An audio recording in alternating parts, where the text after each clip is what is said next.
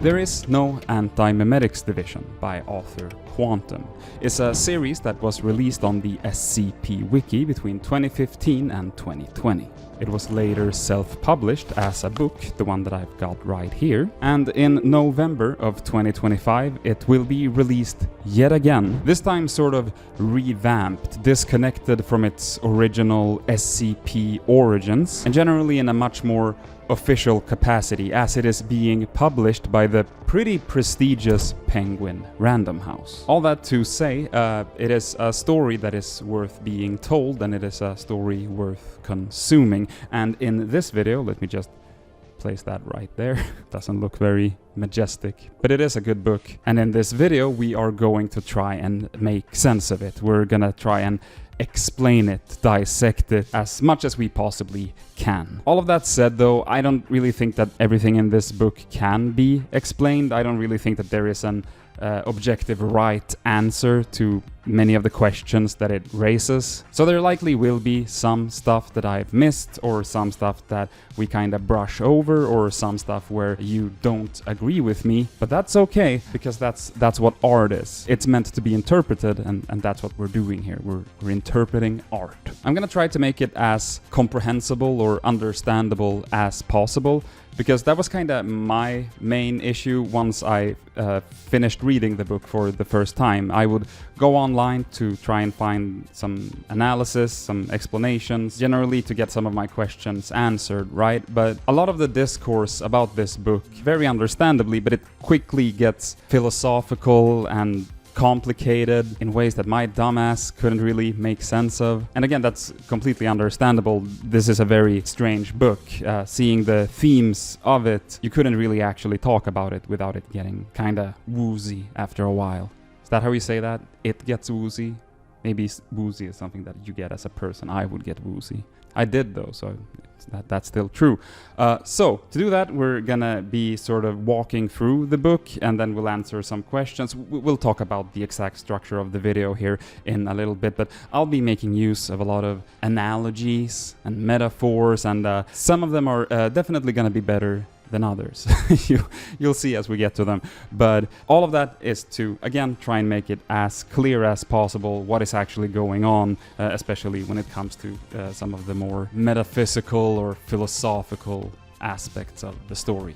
Now, if you have not read There Is No Antimemetics Division, then, I mean, by all means, keep watching. I'm not your dad, but I do think that it's gonna be pretty hard to keep up at times. And also, I mean, I think that you'll be spoiling a very cool story for yourself, but again, I'm not your dad. But if you do want to get caught up, you're in luck, because the original stories are still up on the SCP Wiki. We will be linking that down below. Those are free. You can just go there, you can read it, and you can't pick this book up anymore due to the fact that it is coming out in a more official capacity soon. But if your brain rot is bad enough that reading through a whole ass book worth of text online, and that just sounds like an impossible mountain to climb for you, then maybe you're the type of person who think it's completely reasonable to play a 7.5 hour video on your second monitor while you play Temple Run or whatever you do on your main monitor. And if that's the case, then you're in luck, because we have over the last year or so been reading through this book here on the channel. And also down in the description of this video, we will be linking both to a playlist with all the individual chapters, as well as a long supercut version that has everything in one video for your viewing convenience. Also, yes, I am aware that there are also totally legitimate reasons to not reading a book. You could be vision impaired or dyslexic, or just be really busy with life. That's okay. We're a couple of goofy fellas around here. That's what we do. Don't worry about it. And of course, we can't move on from the intro before I say this. If you enjoy this story, if you enjoy this video or our other videos about There Is No Antimemetics Division, or if you've read it, if you've liked it, please do us and yourself and Quantum a huge favor and pick up the new version of this book as it comes out here in a few months, if you're watching this video when it comes out. Because putting your money where your mouth is really important when it comes to stuff like this. If we want, which I think we do, more sort of weird horror, sort of SCP adjacent, sort of creepypasta adjacent stuff. If we want more publishing companies to take a chance on previously unpublished horror authors, if we want stuff like this to kind of crawl into the mainstream at least a little bit, then we gotta show them, the publishers, that there is interest, that there is an audience for stuff like this, right? And I know there is, and you probably do, but they might not. So please pick it up once it is re-released. I know I will. Okay, with all of that being said, let's get into it. And we're gonna start here with a bit of a basic overview of how this video will be structured. You are currently watching the intro, which is almost over, and after this we will very briefly answer a couple of extremely broad questions that I honestly don't really know if we even need to include in the video, but I just want to make sure that if someone somehow did make their way through this entire book and still don't know like what is an O5, then at least we can kind of cover it briefly and get everyone on the same page. Because after that we'll be moving on to the next step, which is sort of a chapter for chapter walkthrough of the book, which again will not be a complete oversight of like everything that happens. We'll boil it down to some of the main events of each chapter, and if you've never experienced a story before, this would be a really bad way to start. After that we'll do a more general overview of the concepts of the book. We'll talk about what the fuck actually happened and how and why and who is that character and what does this thing want, and all of that stuff that we didn't stop to discuss during the recap. We will be stopping during the recap to talk about little things here and there, but anything that's too broad that we didn't cover there, we'll cover afterwards. And after that we'll be finishing it off with a little Q&A session, I guess. Basically, I went through the comment section on all the individual chapter videos, as well as the community post that we put up asking you if there's anything that you couldn't quite make sense of, and I'm gonna try to answer all, or at least most, of the questions that you had. And that's it. That'll be the end of the video. We're hoping to see some further discussion down in the comments afterwards. Feel free to bring up anything that we might have missed, or if there's anything that you disagree with us. We don't consider ourselves an authority on this book or anything, really. And as long as you don't either, I think we can have some interesting conversations, and for any questions that's like, oh, you didn't answer this, me and Veeti will try to answer it down below. And with that, let's get into the fundamentals. I don't want to hear anything about I don't believe in vampires, because I don't fucking believe in vampires. What I believe in my own two eyes, and what I saw is fucking vampires. What is an SCP, and what is the SCP Foundation? The SCP Foundation is a fictional, multinational scientific group which seeks to secure, contain, and protect. That's also where the acronym comes from. Although I do know that some real SCP heads will say that it is not secure, contain, protect, that's like the slogan, and it actually stands for something else that I can't remember right now, but as far as you need to know, that's what it stands for. Hi, this is V cutting in here to just say that the best I could gather from the internet, it doesn't actually stand for anything, and it's a redundant acronym that's just there, you know. This scientific group, the Foundation, protect humanity from various anomalous entities, be they shoes that turn you invisible or gigantic snakes with godlike powers that sort of roams between a bunch of multiple dimensions and have like a cool scar over one of their eyes, and is also like super hot and has like a deep voice and is just very cool overall. What do you mean? You don't like my OC?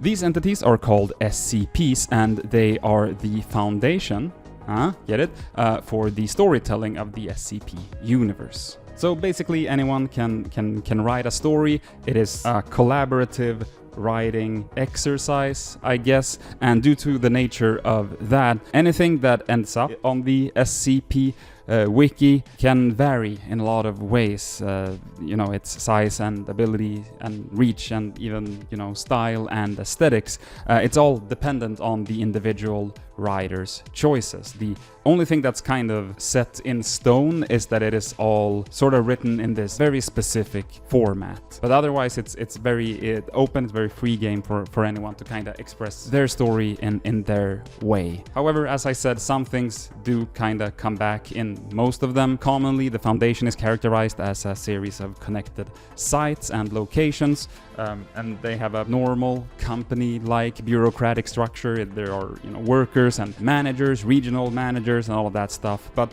commonly, the head of the SCP Foundation is the O5 Council, which is a small group of people, the identities of whom are kept a closely guarded secret. The different sites have their different specialties. Some might house safe class SCPs, and some might focus on training the Foundation's internal police force or whatever else the specific writer may see fit. Then there are different classes of the SCPs, and there are also, in some cases, danger classes, and there are some classic entries that are good to know about. But I think that for the purposes of this explanation video here, it's enough to understand that the Foundation is a big, secretive organization which seeks to protect humanity and the perceived normalcy of the state of the world from these anomalous entities and concepts and creatures. What is an anti-meme? So you know how we call it a meme when your cousin sends you the funny troll face man, or your dad says that he me gusta when How I Met Your Mother comes on the TV. He's so stoked.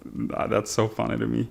My point is that memes are things that spread, right? And in the context of the SCP universe, anomalous memes are things, ideas, concepts, information which has an unnatural abilities when it comes to spreading. Or perhaps it's like a piece of information that once you've learned it, it sort of changes the way that you behave or the way that you think. So an example might be a structure that you learn once used to be a library. And once you become privy to this information that it used to be a library, you become unable to sort of conceive of it as anything other than it being a building that used to be a library. Every time you talk about it, you simply need to refer to it like that, and you kind of need to mention the fact that it used to be a library. So that would be a couple of examples of what an anomalous meme could be. And therefore, an anomalous anti-meme,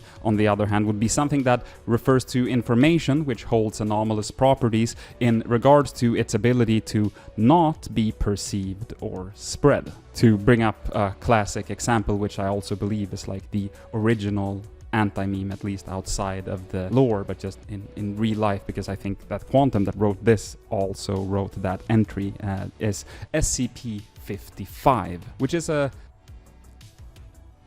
thing that is contained in a room, but other than that, we're kind of unable to remember or ever perceive any identifying information about it. And to be clear, this does not mean that the thing is invisible or that we like can't interact with it or that it isn't real. It means that we can go into the room where the thing is, and once we come out, we can remember the room, we can remember that we did that and all of that, but we cannot describe the shape of the thing that we saw, or even if that thing was a thing. Maybe it was a person, we don't know. We can, however, remember that it, for example, isn't an apple. We know that, it's not an apple. And that concept of sort of creating informational outlines is something that can be quite useful when working with anti-memes, something that we'll be exploring further as we get into the story.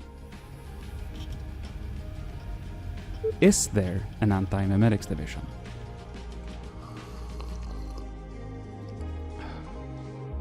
There is, and this is not your first day.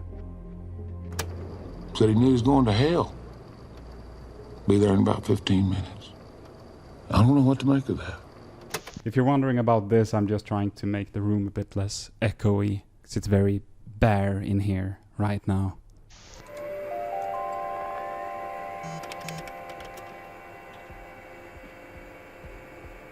The prologue is essentially just the entry. It is not essentially just. It is just the entry for SCP-55, which we've already talked about at this point. But yeah, it does a good job introducing the general concept of anti-memes, as well as establishing the idea that while you can't actively remember this thing, you can remember what this thing is not, which allows for it to at least theoretically be kinda made sense of just through like process of elimination, at least up to a point. Because if you learn too much, if you get too close to the point where you actually start knowing for sure what it is, then you start to not be able to understand it anymore, right? Because if you know what it actually is, then it's anomalous. Antimemetic powers would kick in, right? This type is funny in the prologue immediately, but this is the reason why this book gets complicated, right? I've found from reading online and talking to people that some people have an easier time immediately grasping this anti-meme concept, while others struggle a lot more. I think I belong to the struggling a lot more section of people. After doing all this research, I feel like I have a pretty good idea. This script has been taken a while for us to put together, and I now feel like I have a good idea. But if this whole concept is confusing to you, don't worry about it. That's what we're here for. The prologue also sets up the general world building for the SCP universe. We get to know what SCPs are, and that the Foundation is this scientific entity that catalogs and contains them. We get a pretty good taste of the vibe of both what SCP entries generally are, as well as the vibe for the book. It's got this sort of head-on clinical approach to what would otherwise be considered something quite weird.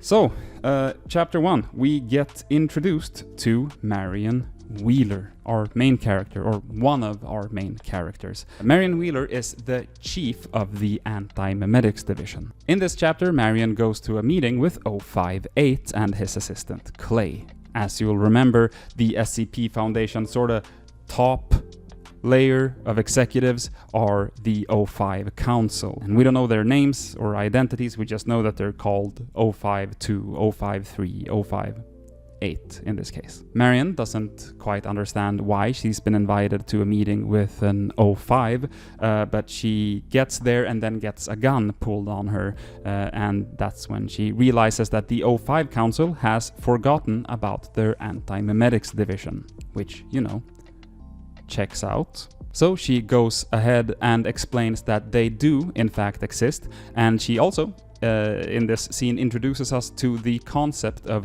nestics. Nestics are pretty much exactly what they sound like. You know what an amnestic is? Something that'll make you forget. A nestic is something that'll help you remember in one way or another. And there are different classes of nestics: Class Z nestics, Class X nestics, but we'll get to that. For now, all you need to know, it makes you remember things, and the M is silent. It's just nestics. It'd be great if it was called monestics.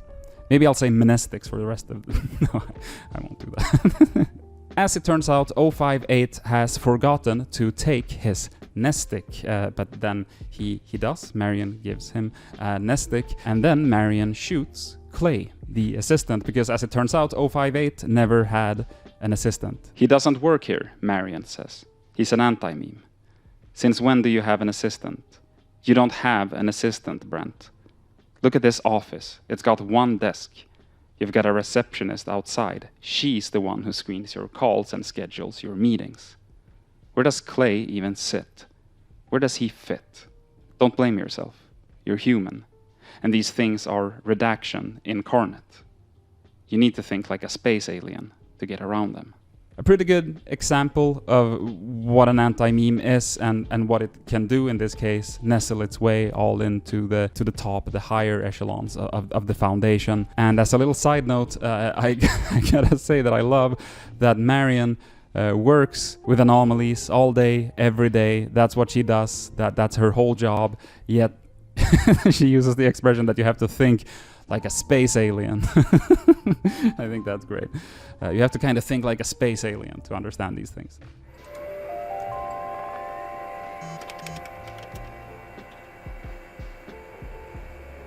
This chapter introduces us to yet another new character.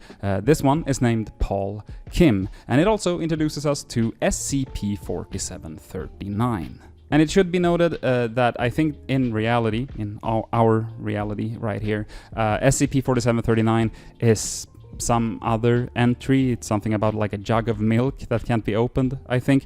But I believe that this story was written before that entry had come out. I think Quantum just used an available entry, so that might be a little confusing. But I think that's what's going on here. You don't really have to worry about that. It's just something I wanted to mention. Now, Paul Kim is having a really bad first day as a new hire on the Antimemetics division because he finds himself being stuck outside of perceptual reality with 4739, also known as Alistair Gray. I think his name is Alistair, S-T-A-I-R Gray. I'll probably be saying Alistair. Now, Alistair Gray's method of attack is that he isolates its victim from the outside world by enveloping them in an anti-memetic field, which makes it impossible for the victim or anything done by the victim to be perceived or remembered. It also says that he or it is, quote, attracted to dense clusters of organically stored information, which essentially means that he is drawn to interesting and or intelligent people and other sources of information. We'll get back to that. Basically, Gray has the ability to turn others into an anti-meme, at least for a time. He cloaks you and then makes you imperceptible to others. He then consumes all of your memories until you have no memories left, and then you're left in a vegetative state. That's how he gets you. That's how he kills you. He can also seemingly walk through objects and therefore can't be hurt. Kim notices this, that something's off, and he flees the scene. And at one point he throws his cell phone at Gray, who reacts when getting hit by it. Kim makes his way to a research chamber where he can read the notes from the other victims of Gray, all of which have died. Nothing they've done to try and fight him off seems to have worked, unfortunately for Kim. But that's until Kim puts the pieces together, and he realizes that when he threw his phone, he saw it hit Gray, right? And the reason it was able to sort of damage him is that the cell phone in his hand is essentially an object filled with concentrated information, right? So what Kim does is that he wires up a bunch of hard drives, which he swings as a weapon over his head, and he manages to strike Gray down. After this altercation, we have a scene where Kim speaks to his boss, Marion Wheeler, and we learn that this is in fact not Kim's first day. Instead, what has happened here is that Gray has consumed most of his memories, essentially making him relive his first day. But it's time for Kim and Marion to get back to work. But before that, a couple of key elements, or I guess themes of the overarching story here is established. Number one important thing to kind of carry with you is that being an antimemetics researcher is about training yourself to have good instincts. And this is because you're not very likely to be able to actively remember your training once you're in a tough spot due to the kinds of anomalies that you'll be fighting against. It's about being naturally prepared in a way where your reflexes, the stuff that is ingrained into you, has to be aligned with the antimemetics training. So you need to be subconsciously prepared to be a good antimemetics researcher, because your normal consciousness is likely to be rendered pretty useless when you fight something that you can't perceive, or once your memories have been swallowed up by a man in a suit calling himself Alistair Gray. The second thing worth carrying with you as the chapter closes out here is that it is established that Gray isn't dead because ideas don't die. I want you to work out what it did with the bodies. Incinerated, disintegrated, or just left them lying around the site in rotting, perceptually cloaked heaps. And I need countermeasures for when it comes back. It's not dead? Wait, Kim says. I think I know this one. It's coming back to me. Ideas don't die. And I don't think that the whole ideas don't die line here needs to be overanalyzed in regards to the specific SCP in question here, Alistair Gray, by which I mean that we don't have to really start to dig into whether or not specifically Gray is more of a physical entity with anti-memetic capabilities, or if he is more of an abstract idea or whatever. To me, I think it's more on like a meta level important for the book to introduce us to the concept that ideas don't die, because it's gonna become important for you to have that in the back of your head later on. It's sort of like a core theme of the story, right? And because it is such a core element, and it is also one of those pretty abstract concepts that I think can be a little bit confusing on a first-time read, I want to try right now to explain that a little bit. We will be touching on it more, but essentially it all boils down to what is an idea? And not like in a philosophical way. I'm talking literally, what is an idea? Is an idea a thought? Is it something that comes from a person? Or can an idea sort of just appear and exist as a concept, disconnected from anything? And, you know, this wouldn't be an explained video on YouTube without me bringing up the Merriam-Webster definition of something. So let's go, let's do it.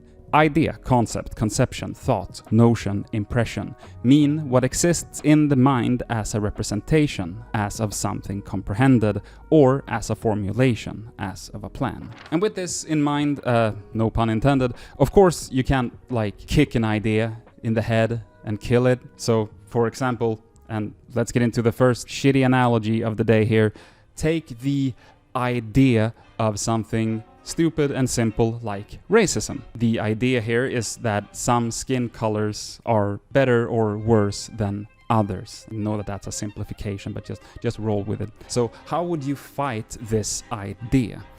You can of course go and kill the local leader of the Nazi party. I'll repeat that. You could go and kill the local leader of the Nazi party. You could do that. But that won't really kill the idea of Nazism, will it?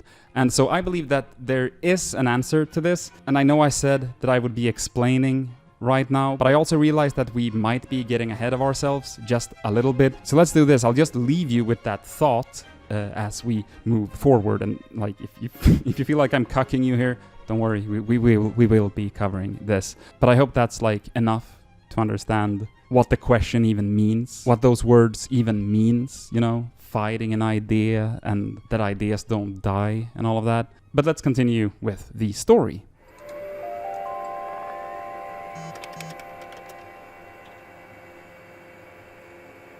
In this chapter, we find Marion hanging out with this old man. His name is Marnus, and they are on a boat in a lake.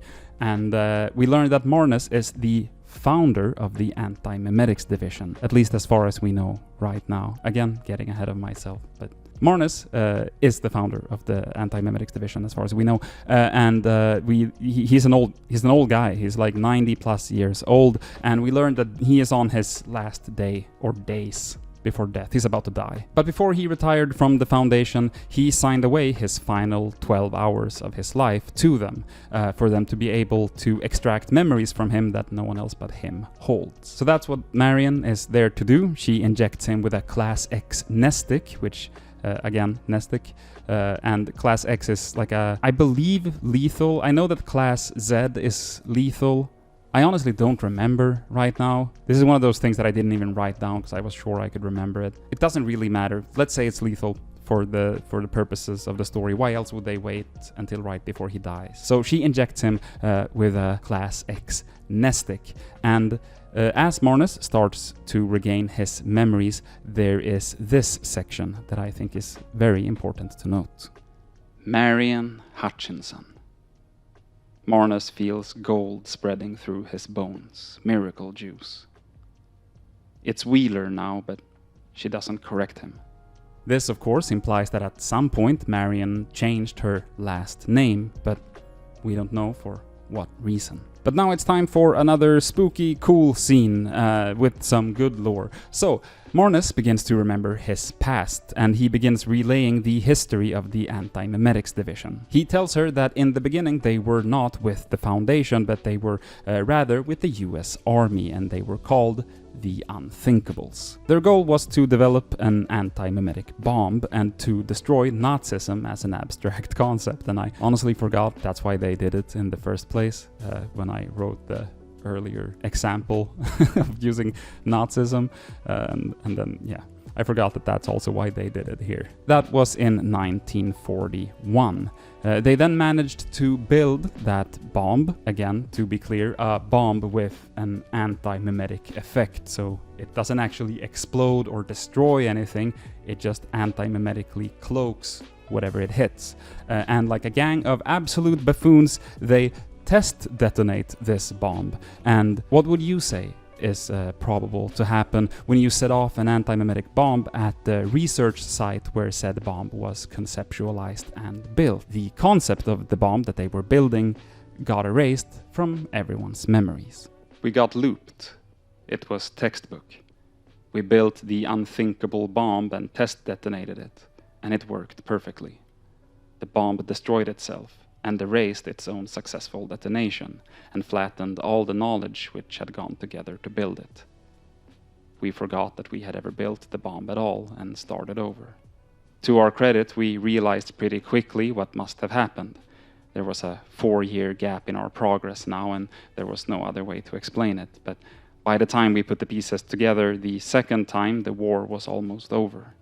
The Nazis had been defeated by conventional means, and the Japanese had been broken by the first atomic bombings. So we completed the second anti-memetic bomb, and after that we sat on it. Then in 1951, the Foundation absorbed the Unthinkables. So at around that same time, 1951, there was a cult in Ojai, California. And this cult was sort of just getting started, but there was something off about it. And in only a few days, it had become this huge national phenomena. Essentially, as it turns out, this cult was a meme in the SCP sense. It wasn't a rage comic that your uncle shared on Facebook. I love that all my meme references are from 15 years ago. Did you hear that they did surgery on a grape? This meme was very contagious, and thus it made sense that this is the exact type of situation where it's great to have an anti-memetic bomb. And luckily, as you heard in the quote, they did have one that they were just sitting on, so they set it off. After this, Marnus joins the Foundation as a field agent full-time, and in 1976 Marnus comes to a horrible realization, namely that there is something actively eating his team alive, killing them off one by one. They don't know why this happens, they don't know how this happens, but they know that it is happening, and they name whatever this is the SKP. But then Marnus says one of the most important lines of the entire book when it comes to understanding how this entity works. If you know it exists, it knows you exist. The more you know about it, the more it knows about you. If you can see it, it can see you. And you can see it. You've been looking right at it all afternoon.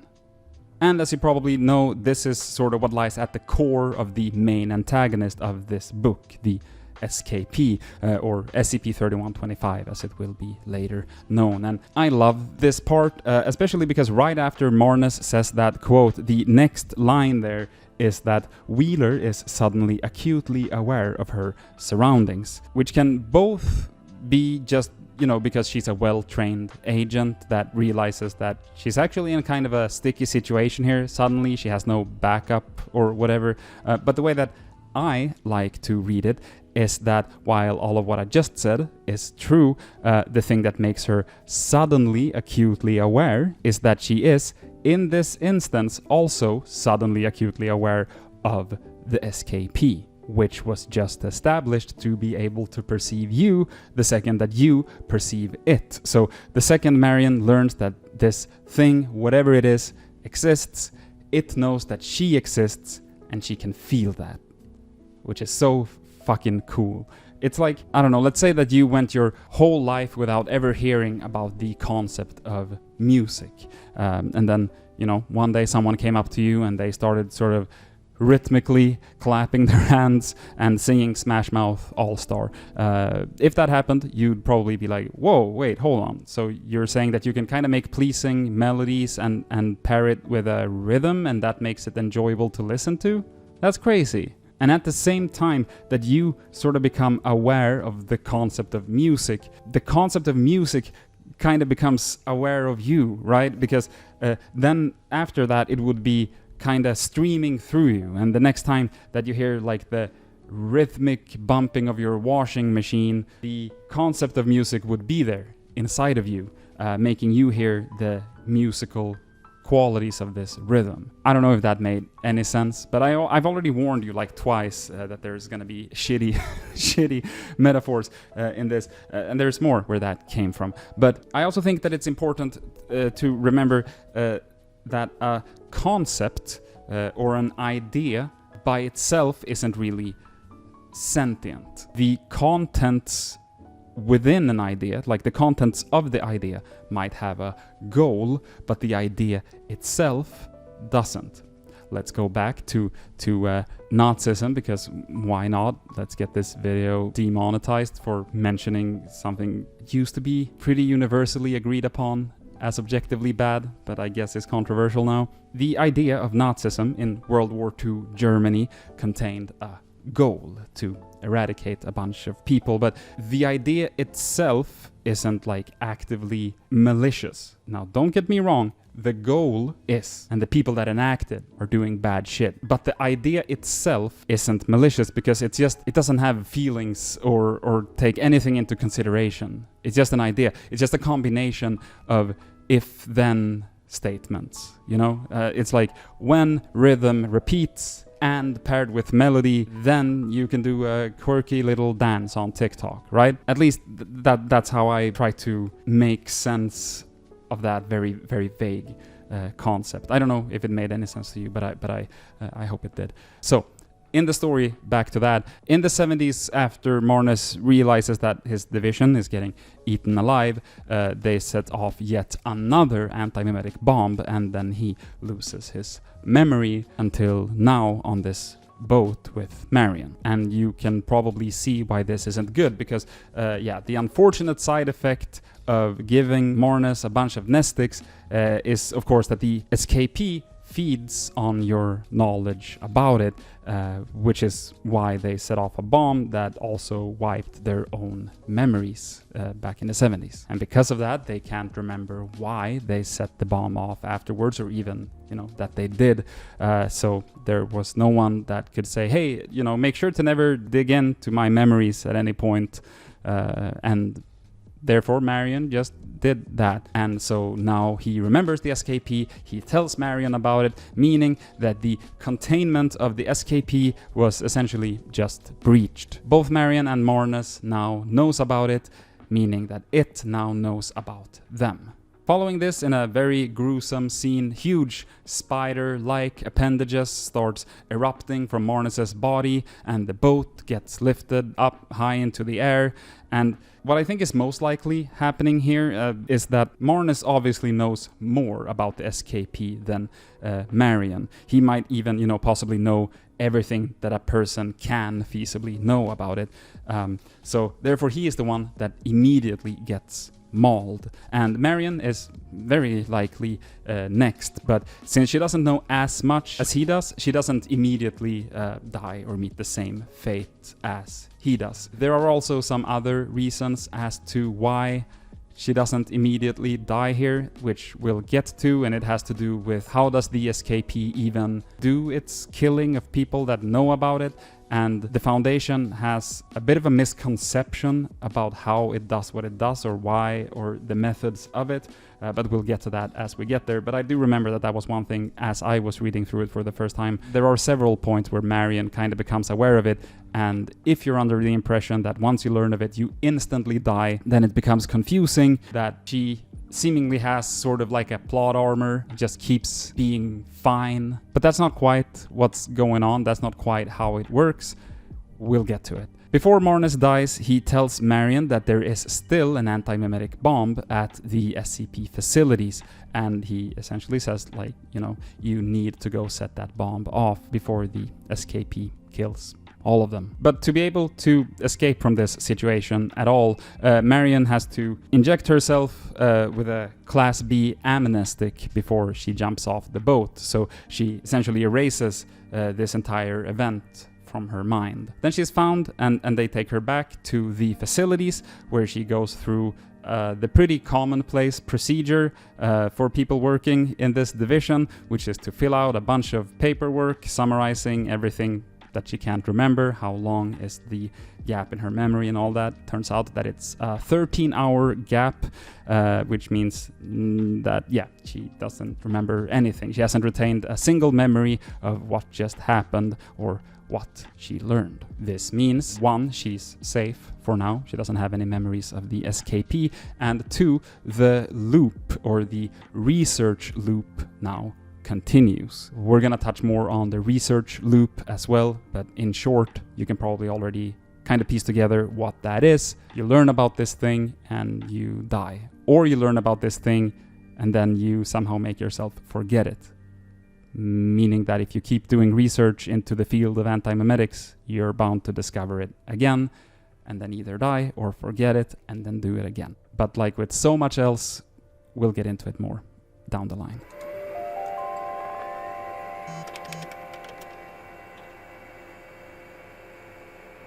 This chapter starts with Marion entering into Containment Unit 3125.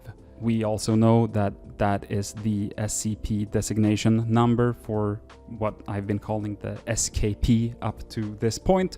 We're probably just going to be calling it 3125 from here on out. Now, Containment Unit 3125 is a research chamber, and all that Marion and Paul Kim knows is that it is in the documentation for the Containment Unit that every 6 weeks a researcher must enter it. That's all they know. The room is completely telepathically sealed, and when you exit, there is an airlock that flushes the room with amnestic gas, meaning that whatever happens in there, it stays in there. No one knows what's going on in there. I think this is a really cool detail because how else would they even keep a file on SCP-3125?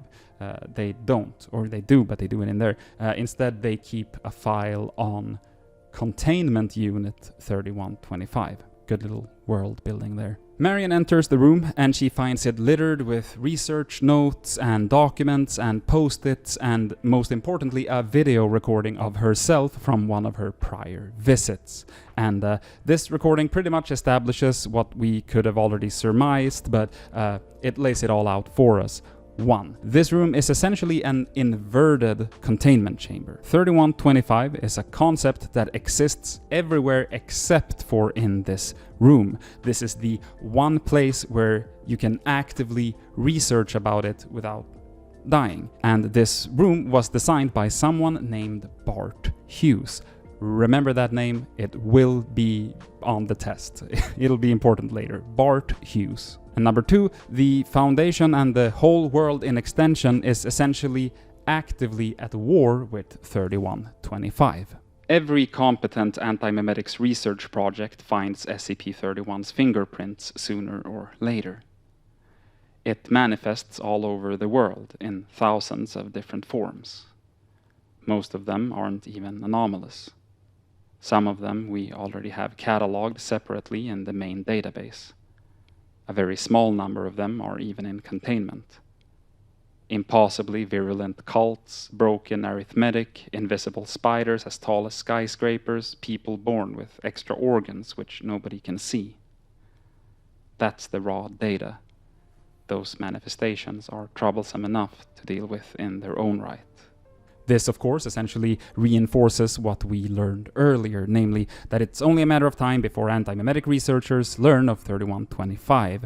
It also tells us a bit more about the vague nature of 3125 and like what it does, and that goes back to what we talked about before, the nature of ideas and what they even are. And basically it comes down to the fact that 3125 doesn't necessarily even have like a true form or a physical presence, as it is, again, literally an idea. It's a concept. It's an idea that you never want to have. These are, again, some of the key ideas and key concepts of this whole book and of this entity, and I know it might get a little bit repetitious, but the book does a really good job during the first half to really hammer home some of these concepts, because in the second half I feel like it doesn't as much, and that's my guess as to why the book can feel a bit confusing once you get to the end, or one of the reasons that at the very end it gets super confusing. But there's so much in this first half that like sets the foundation, pun intended, it lays the foundation, maybe is the expression. It sets you up to be able to understand a bunch of stuff, but it's pretty easy to brush over because it just happens in passing. I want to read you yet another thing from the same chapter here regarding how 3125 gets discovered. But once you get a little further down the road, you start to see a pattern emerging in the data. You need to have the training in memetic science, but once you have that training and you have the data in front of you, it only takes a little extra effort to arrange those data points in conceptual space and draw a contour through them. Those data points are points on SCP-3125's hull. Those manifestations are the shadows it casts on our reality. You link 4 or 5 different SCPs together into a single shape and you see it. And it sees you. So what does she mean by this? That these are like the points on the hull. And I think that there are multiple interpretations to make sense of it. And I'm gonna go with a super literal one, but that I think works both conceptually and very literally. So, okay, let's imagine that antimemetic phenomena and these types of entities, they were a real thing, right? And that you work with researching them. And let's say that you managed to discover this, like a strange little guy that no one can remember. Cool, you contain that. Next up, there's this whole town of like hundreds of people that just all disappear one day, but you managed to discover that they didn't disappear and the town is still there, so are all the people, but it's just been antimemetically cursed, something like that. So you think, wow, you know, the little guy, that was kind of crazy, but a whole town, that's insane. But cool, you do your thing and containment procedures are put into place, but then next up you discover something with even bigger implications than that, and then something else with even bigger implications than that, right? You see where this is going, and one of these days you're kind of sitting down trying to make sense of all of these different phenomena. So you have all of them laid out, all the documents laid out in front of you. And as you're going through them, some of them seem completely random, but some of them do have maybe similar MOs or things that seem to kind of vaguely connect them together, but you're not sure how. There's this strange feeling about them that they're not all just disconnected from each other. And as you look down at your desk, you see this kind of mind map that you've made over all these anomalies. And you know how a mind map looks. There's sort of like a little circle here, and there's a line to a little circle there. But what you realize as you're looking down is that you have this mind map without a center. Usually when you do a mind map, you start there, but you've been starting from out here and you don't really have anything at the core of it, right? So you start to ponder what would be the big final boss of anti-memes to have in the center of this, right? There has to be something that is at the core or at the center of all these otherwise seemingly disconnected things. But I mean that'd be ridiculous, right? With all the colleagues that you have, surely someone else would have discovered this if that was the case. Which, now that you think about it, how many colleagues do you have? You could have sworn that you used to have hundreds of them, but last time you checked it was like 20 people or something that you work with. You don't really remember anyone specifically that have quit or retired, but there definitely used to be more of you, And that's when it hits you, right? You don't remember anyone quitting, but remembering doesn't really mean anything in your line of work. So you look back down at your desk again, and you think that, so if there was a big bad anti-meme that is at the center of all of this, what if that could actively make people disappear? Wouldn't that be a fucking crazy idea? An anti-meme that kills people when they realize that it exists. That would explain why you're dead. Now you're dead. You're dead. And not just you, by the way, also your closest colleagues and your immediate family, because it kills people that are in the same head. That's how the outline could work to make you discover 3125. Does that make any sense? Maybe that got a little long-winded, but it's not a literal outline. It's like an informational outline, but I feel that it helps visually to also make it a literal outline, kinda, with the mind map thing. I don't know, hope that helped. But so, Marion, inside of containment chamber 3125, learns all of this. And remember, she's in the one safe place where she can learn all of this without immediately dying. We know she has learned of this at least a couple of times before, because we have the video recording of her being in this room talking about this, and also the boat scene with Marnus, but she made herself forget and all of that. And just like in my example, Marion then learns that the Antimemetics staff has shrunk from around 4,000 employees in 2012 to now somewhere between like 40 and 90 employees. By the way, now, for the purposes of the narrative of the story, means 2015, which is when this scene is taking place. We'll get more into the timeline of things, but it's 2015. So between 2012 to 2015, they've gone from 4,000 down to maybe 60 employees. The Marion on the recording on the computer essentially says what the Marion in real time is thinking, that the war that they're fighting against 3125 is already lost at this point. That 3125 is essentially just mopping up the remnants of the Antimemetics folks. It's essentially over. There's no big battle yet to be had. That's already in the past. However, there is one other very important piece of information that Marion learns, and that is that there is supposedly another inverted research chamber, just like this one, but a lot larger. And supposedly Bart Hughes, remember the guy who designed the room that she's in right now, he apparently built that other chamber as well. And again, supposedly Bart Hughes had also drawn up blueprints for a device to help the Antimemetics division staff in this war against 3125. This blueprint of a machine, the machine is called an irreality amplifier, and it's kind of unclear at this point exactly what that machine even is, but just like with so much else, we will be getting back to it. But the theory is that Bart Hughes somehow managed to get that second chamber built and then put himself inside of it, and there he built this irreality amplifier.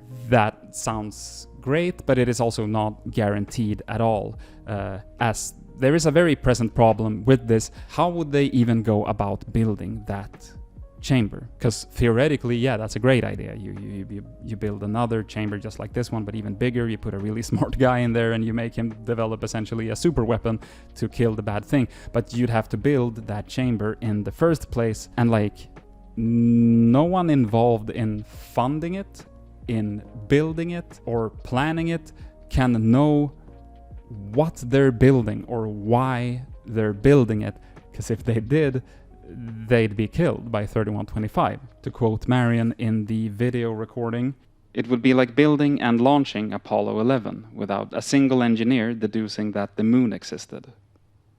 The logistics would be insane, but the secrecy would be well past impossible. Someone would start asking questions and then it'd be over. So what do we do?"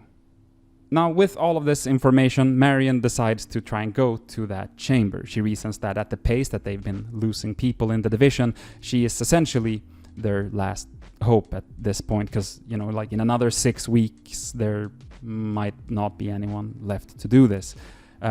She figures that she and her team must have been buying time for Bart Hughes to have time to finish the whatever the thing he's building is, the irreality amplifier. And I should mention here as well that it has been established in the story that at some point Bart Hughes went missing, and no one really knows where he went. So she's also like, this makes sense. That's why he went missing, right? He went to the fucking place. But before she leaves, Marion hears herself in the recording say, and I quote, "I don't remember the last time I slept without having a nightmare about Adam." To which present time Marion responds, "What happened to you? Who's Adam?" Who's Adam? Maybe we'll find out at some point. Maybe it's like super cute. Also, if you haven't read the book and you're here just watching this anyway, maybe it'll come as a surprise to you how much of like a cute romance novel this also is. It's like so good how it mixes those genres. I've never been into the whole shipping and OTP, is that what it is? Fandom, but if I could draw, I'd be doing fan art of these two. Oh, actually, I don't have this in the script anywhere, so I might as well mention it here.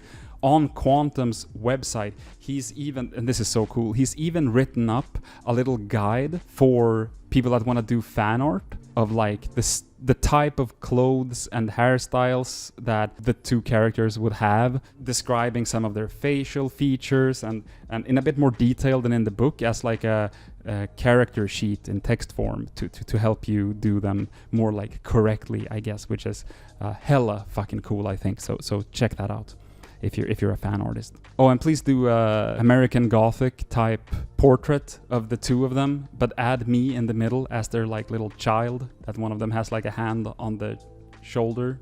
I don't want to be like a child, I want to look exactly like now, but yeah, and then there's Marion and Adam standing there in front of our little farmhouse. If you do that, we'll feature it on the channel.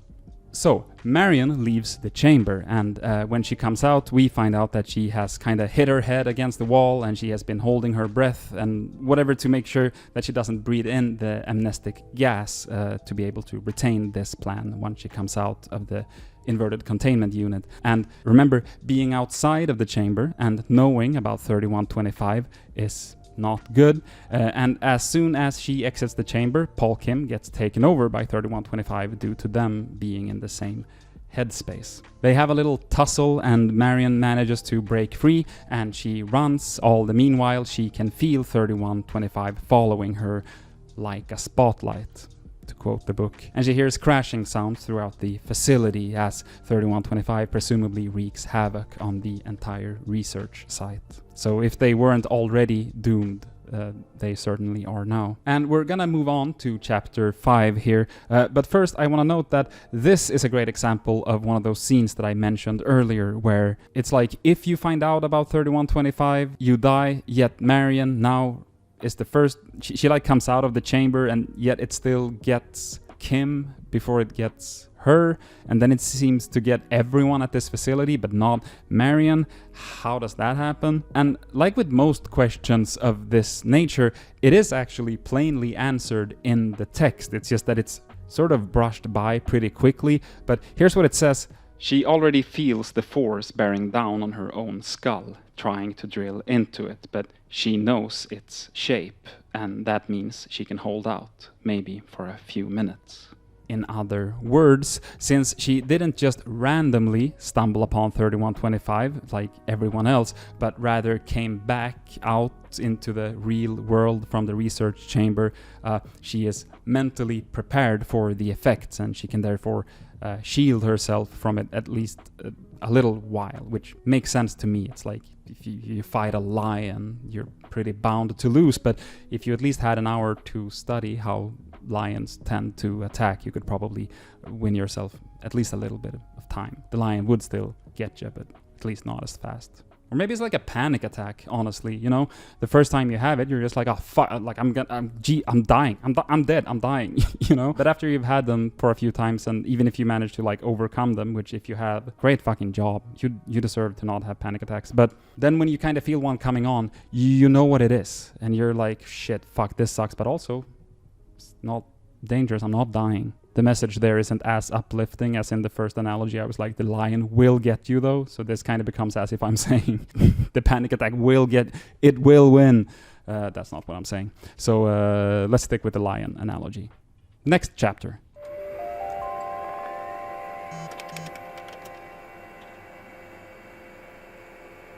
So, Marion finds herself in an elevator heading to the basement where she believes that the chamber is where Hughes has built the irreality amplifier.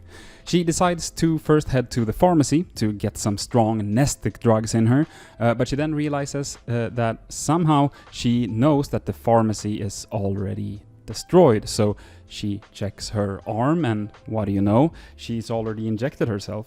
She can see like the little needle hole with class Z nestics, which is, like I said before, the strongest possible nestic. This one is guaranteed to kill the person that uses it. She can't remember injecting herself with it, but that is likely because 3125 is actively consuming the memories of everyone in the building that she's in, and therefore also hers, but she can feel the nestics now taking effect. The effect of class Z nestics is the ability to essentially perceive everything, like to the point of perceiving things not only that you didn't perceive before, but stuff that I think you wouldn't even consider being a thing that could be perceived. I don't have a good example off the top of my head, but essentially it would allow you to perceive, I mean, you can perceive other people's emotions, and so if your ability to perceive was like roided to the fucking max, wouldn't you essentially be able to like read minds, pretty much? You know? It's not like the book goes into any of that stuff that much, at least not here. It's just something I find very fascinating, but all that to say, it's not very pleasant experience for Marion or anyone else who'd take it. Now, Marion has an interaction with the voice of 3125, which has been debated a little bit, I've seen, whether or not it is actually her mind playing tricks on her, or if it actually is 3125 for real. And I will say that as far as I'm concerned, 3125 doesn't really have a voice, because again, it's just an idea. But it does have other ways to communicate, which we will get to. I feel like I've said that so many times, but we will. So for now, let's just say that it is essentially the voice of 3125. It's some kind of vessel speaking for 3125. And it tells Marion that it hates her, that she is always wrong, but that somehow still she always manages to survive. It reminds her that her entire team is dead, that she is a division of one, and that she is up against, quote, an immortal, unkillable idea. Marion retorts that ideas can be killed. How? Asks 3125. With better ideas, says Marion. She then makes her way into the chamber and finds it to be mostly empty, apart from an antimemetic bomb, which, you know, it's not a necessarily bad idea to set off an antimemetic bomb, but it's also not what she was hoping to find. It's not an irreality amplifier, whatever that is, which is meant to like defeat this thing. All this will do is sort of essentially restart the loop, except since all of the antimemetic researchers are here, essentially they're all dead except her, and she sets it off. This is really like a hard reset, and who knows how long it'd take, if ever, to get back to this point of being able to even discover 3125, because you'd not only have to discover it, you'd also have to discover the concept of anti-memes from scratch again. So it's not great. But as Marion lays on the floor dying from a nestic overdose, a crowd of 3125 infected non-people, so former researchers and stuff, including, quote, a being superficially resembling Paul Kim, so Paul Kim but now taken over by 3125, comes into the room, and they gather around her. They're kind of asking each other why she isn't opening up properly like everyone else is, and why she isn't letting 3125 in. But as they are about to presumably start torturing her, Marion speaks her final words. She's whispering something, so quietly that only it can hear her clearly. None of this happened, Paul, she says. You and I never existed. There is no antimemetics division. She did it. She did the thing. She said the title. She said the title of the thing. She's like, damn, this really is our final test. Look out for that fucking shark. It's got crazy Andy Dufresne really did Shawshank that redemption.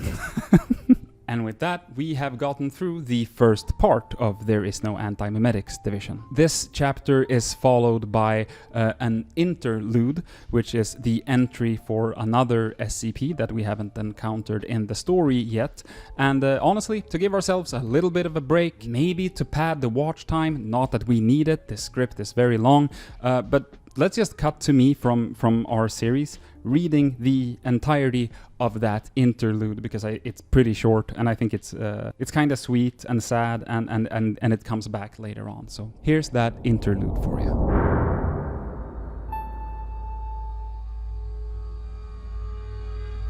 Interlude. Item number SCP-2256.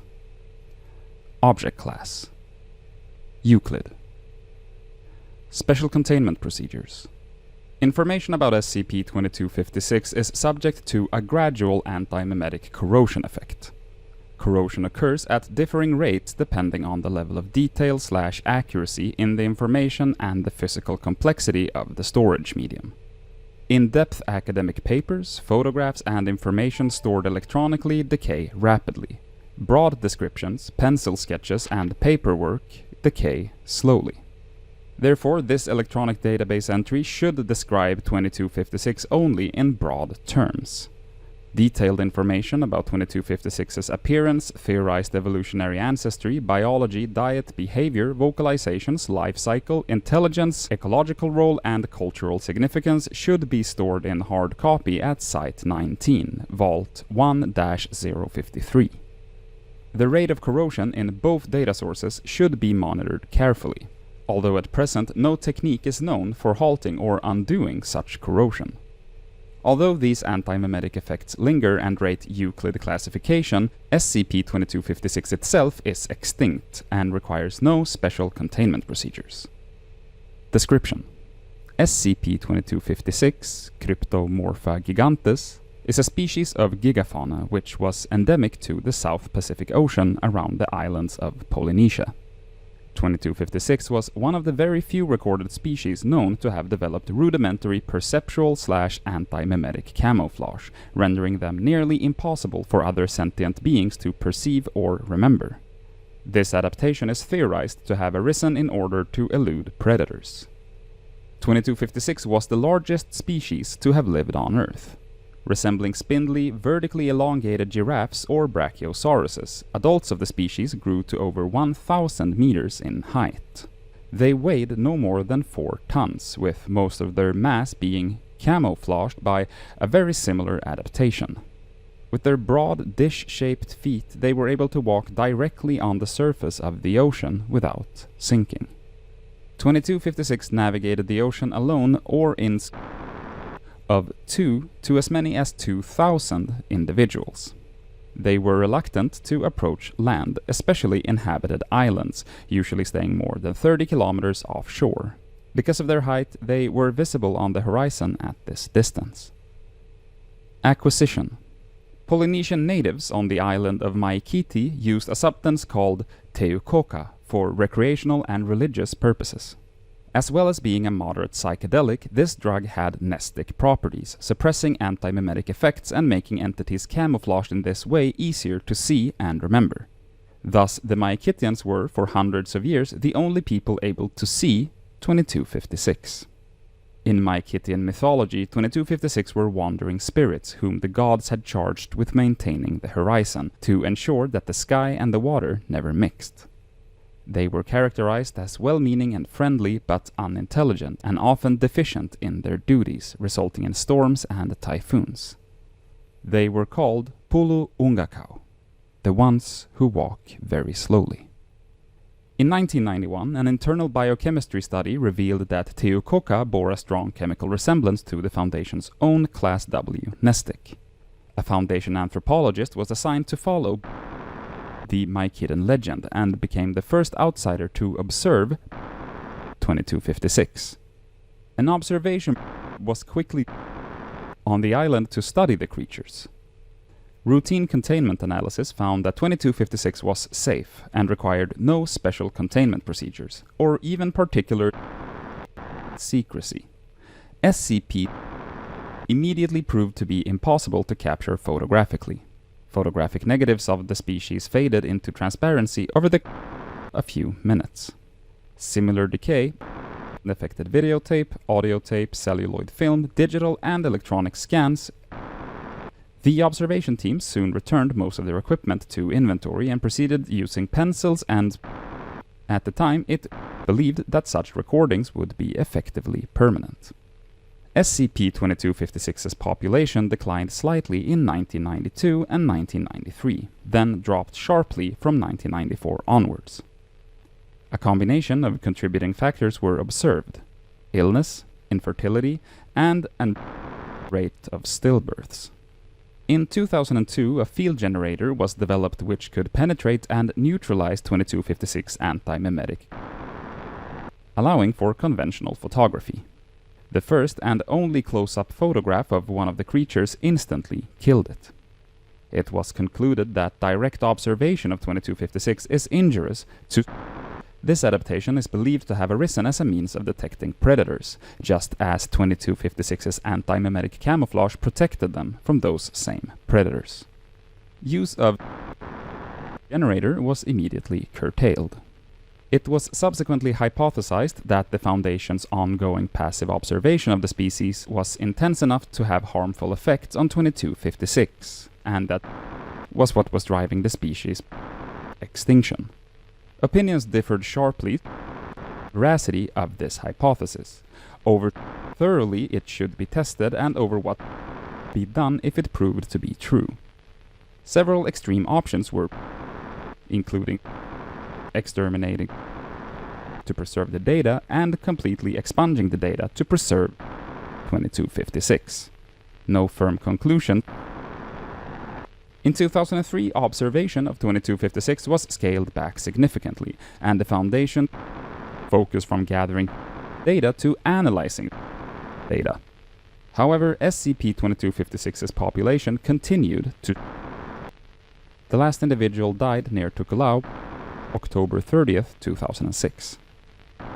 2010 discovered the antimemetic camouflage, also characterized as decay or corrosion, was spreading through paper records of, as of more 60% documents are even with strong nestic dose. The effect is even SCP entry itself, despite shielding and redundancy in the system. Since extinct, data about it can be generated. It is that full contamination 3 to 8 years.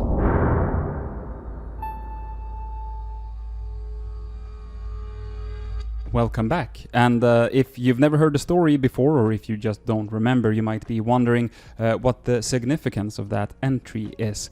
And to that I'll say, stick around and maybe you'll find out. But I do think that most of you have heard the story and you know why it's there. Now let's move on to part 2, chapter 1, 555555555, that one. When Quantum originally released this on the SCP Wiki, it was like divided. So up until what is now chapter 5, that was like one story, and then there was another story of, and that's why it's now like part 2, chapter 1, which I didn't understand why that was the case when I first read it, but that's what it is. I know that in our supercut of the whole book, we just called it part 1, part 2, part 3, etc. to keep it a bit more clear. And I wonder if he's gonna do something similar with the new release. Like there's no reason really to call it part 2, chapter 1. Just call it chapter 6, right? But I guess we'll see.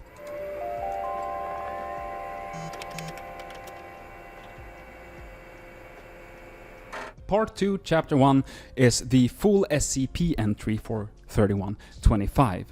We just read the interlude entry in its entirety, and we've already talked a bit about what 3125 is, and we will be talking about it more. So I'm not going to read you the full thing here and now, but in summary, here is some of what we can learn from it that is worth carrying with us going forward. This will also repeat some facts that we already know, but let's make sure we're still on the same page here. SCP-3125 is described as, quote, an extremely large, highly aggressive, anomalous, metastasized meme complex originating externally to our reality. Or, in other words, it is not a simple idea, but rather a cluster of many ideas and concepts far too foreign and strange for the human mind to be able to fully comprehend. This is all due to the fact that it is literally not of this earth. This doesn't necessarily mean that it is an alien in the classic definition of what an alien is. Its origins aren't necessarily geographically super far from us, but it is rather conceptually foreign to us. And due to this, it also says that, quote, human minds have no natural defense against it due to their eidetic ecology being less violent. So basically some parts of 3125 are unable to be comprehended or completely explained by us or anyone else.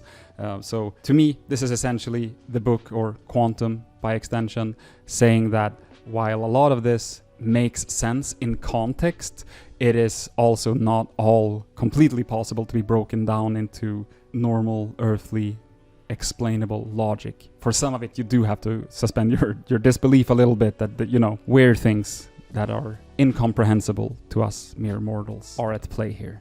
We also learned that upon its full incarnation, it would only take about 4 to 12 hours for it to, quote, encompass, dominate, and replace all human thought, leading to an MK-class end-of-the-world scenario where abstract concepts like humanity and civilization ceases to exist. Meaning that, at least as of right now, SCP-3125 has not incarnated fully on Earth. We've only essentially seen the beginning of that process, or it, I guess, hyping itself up to go there, to do it. Next up, something that we already know, but that I really want to make sure that we hammer home. The primary defense mechanism of 3125 is that anyone who fully comprehends its true shape is immediately attacked and killed, along with the entire research team and close family of that person. At least most of the time it seems to work that way. Crucially, all knowledge of SCP-3125 and its attack is then also erased from the world, and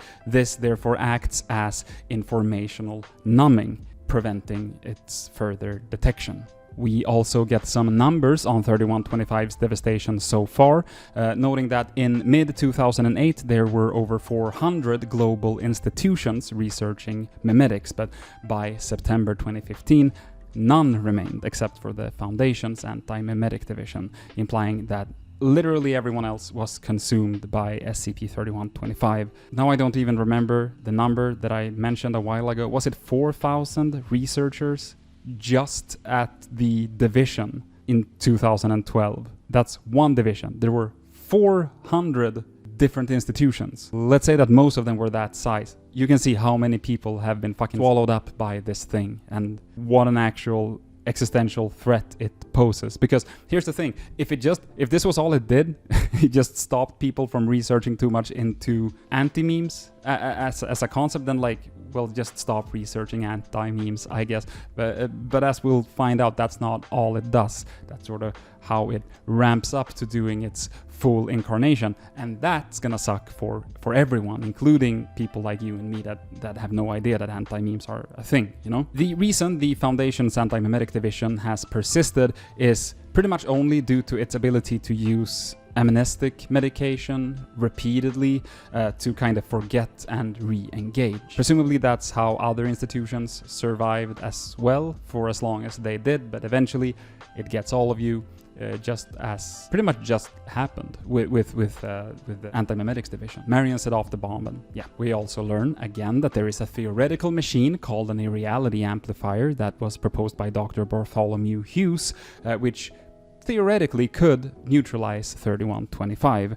However, again, its construction requires understanding what 3125 even is, which in and of itself would make the project very hard. And that's kind of the end of the entry, but only in terms of 3125 descriptive text, because this is then followed by an addendum by Marion, saying that she is going to go down into the bunker where she believes that Bart Hughes has somehow managed to build the irreality amplifier, but as we now know, that's not the case. He wasn't there, he didn't build the thing. But interestingly, after Marion's addendum, there is one more addendum. This one begins with, "I found your body." It then mentions that the author of this second addendum briefly knew someone named Marion. That Marion was someone that didn't give up very easily. This person then goes on to say that this was never the only Antimemetics Division site, that there are of course other sites which are now invisible to most people, but not to the author of this addendum. The entry is signed off with, "Still existing despite everything. Adam Wheeler, interloper." And quick side note for anyone who doesn't immediately know this off the top of your head, like me, an interloper is defined as a person who becomes involved in a place or situation where they are not wanted or are considered not to belong. So I guess the equivalent of the unwilling hero in the narrative story structure tropes. Just think of any role played by Martin Freeman. Isn't that fucking crazy? Like his whole thing. Hitchhiker's Guide to the Galaxy, Sherlock, Hobbit. I don't remember his roles in the Edgar Wright movies, but he's always just kind of like, "Oh shit, oh, do I have to do this? Oh, okay, bloody hell. I just wanted to drink my fucking tea," or whatever Brits say. Hello to all British people, by the way. I'm enjoying a good cup of PG tips over here.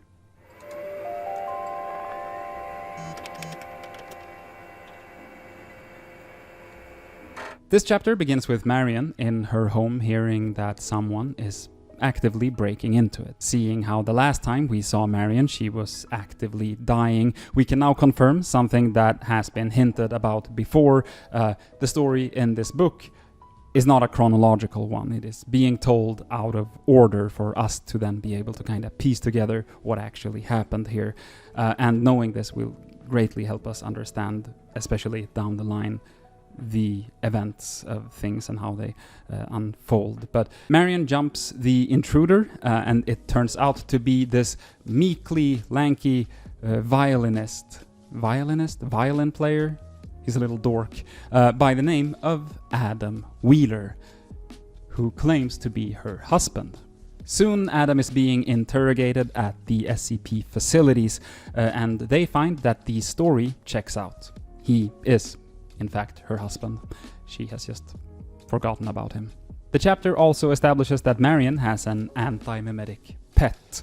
It's a monster that sort of lives in her brain and eats her memories. She does, however, have this thing trained, and she feeds it useless memories by constantly reading up on trivia and other information that she doesn't mind parting with. Except that this time it has, possibly to protect her, eaten the memory of her husband. She, of course, has no recollection of this whatsoever. After a heartbreaking scene of Adam talking to his wife and Marion talking to a complete stranger, Marion orders her team to execute her plan of completely erasing all memories of Adam from herself and from all of her co-workers, as well as all of Adam's memories of her. And it's so sad. It's so sad. Okay, so a little bit out of order here, but during her conversation with Adam there are a few notable things. One, at one point Adam tells her what they have in common, and he says, "We had music in common at first, Bach and Mendelssohn." This will come back later, if I remember to mention it again, but towards the end this plays a little role there, and it's very sweet. 2, we learn that Adam has a slight natural immunity to anti-memetic effects. This is something that apparently occurs in some people naturally, randomly, sort of like being allergic to gluten or something, except way more rare, and instead of being allergic to something, it's like you're susceptible of something. But yeah, it's something that some people have, apparently, and it is one of the reasons that he is able to perceive what he is about to mention. Number 3, Adam mentions a war. This makes Marion perk up. What war? She wonders. And now Adam really doesn't know what's happening. Good God. The war, Marion. I don't know how else to describe it. What war? How many people? I don't know, Adam says. There are names. Names you stop mentioning and then you ignore me when I bring them up. I assume there are reasons. I don't know the specifics. How could I know? Why don't you know? Wheeler races through the reasoning. Wheeler, in this case, refers to Marion. I try to mostly call them Marion and Adam to make it clear, but depending on what chapter you're reading, Wheeler can refer to either one. Wheeler races through the reasoning. The existence of a war computes. It confirms long-term existing suspicions. It could have been going on for years without her realizing it. It makes sense to her that she could be fighting it, winning even, and not know, managing her own memories or losing them in skirmishes. This certainly won't be the first time she's uncovered it. It makes sense that Adam, naturally gifted with the mental equivalent of a thick layer of blubber, could stand on the edge of the conflict and dimly be able to perceive it. And the division, so understaffed. People are disappearing around her. And this is, yet again, the thing that we know is going to happen, happening, the loop.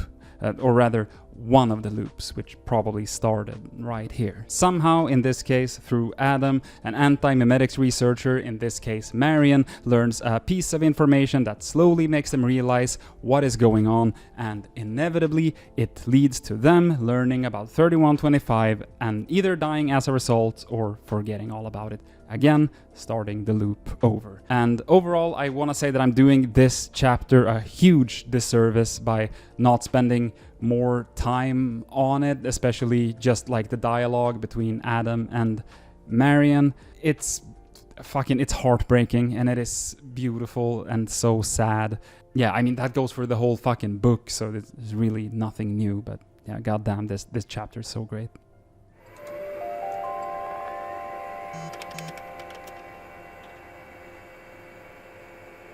This is a more story-focused, not very lore-heavy chapter, so we're just gonna brush right past it. It's essentially a meet-cute between Adam and Marion. Adam is at a hospital, and due to his anti-memetic immunity, he perceives something that no one else sees, and so Marion is dispatched as an agent to that location. The two of them fight their way through the hospital, and the chapter ends with the two of them standing on the roof, talking, waiting for a helicopter to arrive.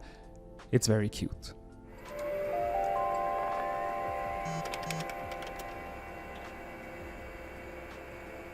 Now this chapter, as opposed to the left, introduces a pretty major player to the story, that being Red. This chapter takes place in 2012, and it surrounds this agent who goes to a house where they know that someone has been live streaming themselves spreading propaganda for a cult that they're calling Green. Barsin, which is the name of the SCP agent, makes it to the house where he encounters a young man codenamed Red. Now Red has been infected by some kind of memetic entity, which we know it's 3125, but Barsin doesn't know that at this point, and he is now helping it spread through his livestream. Barsin attempts to cure Red from whatever is infecting him by putting him through essentially memetic chemotherapy, a cognito poison designed to separate Red from its human host. But unfortunately, as it turns out, Red and the human host are essentially one and the same, and they can't be separated. To explain a little further what I mean by that, we've seen that 3125 has the ability to both kill people and also to kind of make them into drones to do its bidding. Sort of like we saw Paul Kim become and then attack Marion when she came out of the inverted containment chamber. It's essentially zombifying people. I might just start calling them zombies from here on out to keep it, simple. But they're not zombies, to be clear. But just want to make it easier to talk about these things. Red, however, is neither dead, obviously, nor a zombie. He is capable of independent speech, and he sort of does 3125's bidding at a much larger scale than the other zombies do. And all of this is due to the fact that Red wasn't like an innocent person unknowingly getting corrupted by 3125 like everyone else.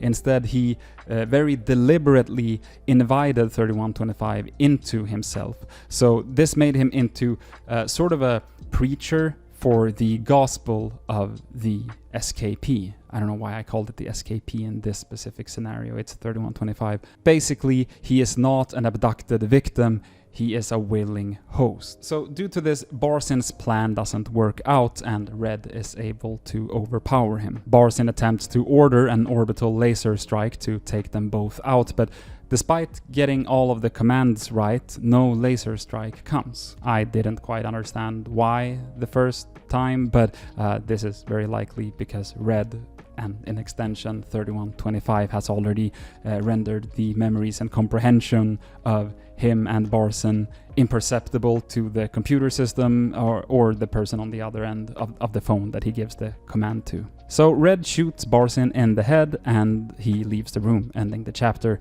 And it should be noted here that it is likely not a coincidence that this cult is spreading from Ojai, California, the same location of the previously mentioned cult in the 1950s, indicating that both are a side effect of 3125, which comes with the even more harrowing realization that this war truly has been going on for a long time at this point, and that Marion is likely correct that we really are in the end stages of said war.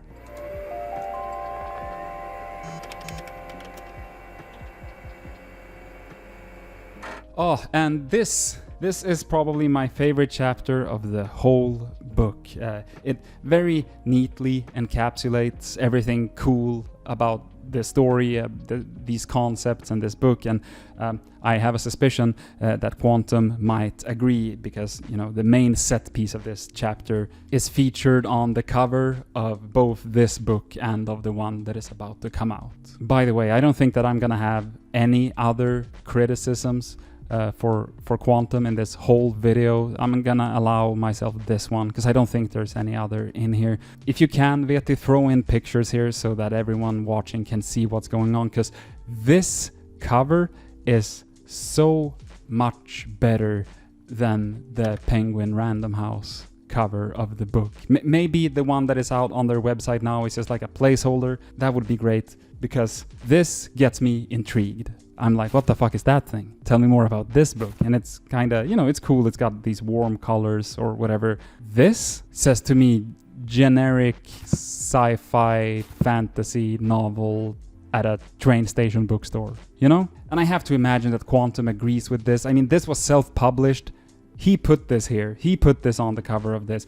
And I can't imagine that he has a lot to say about the cover on the new one, or if he does, he managed to at least get it to be this thing again. But yeah, I don't like it. I don't like the font. I don't like the colors. Sorry. I bet he's aware of that. It's not a criticism on him. It's more a criticism of Penguin Random House, I guess.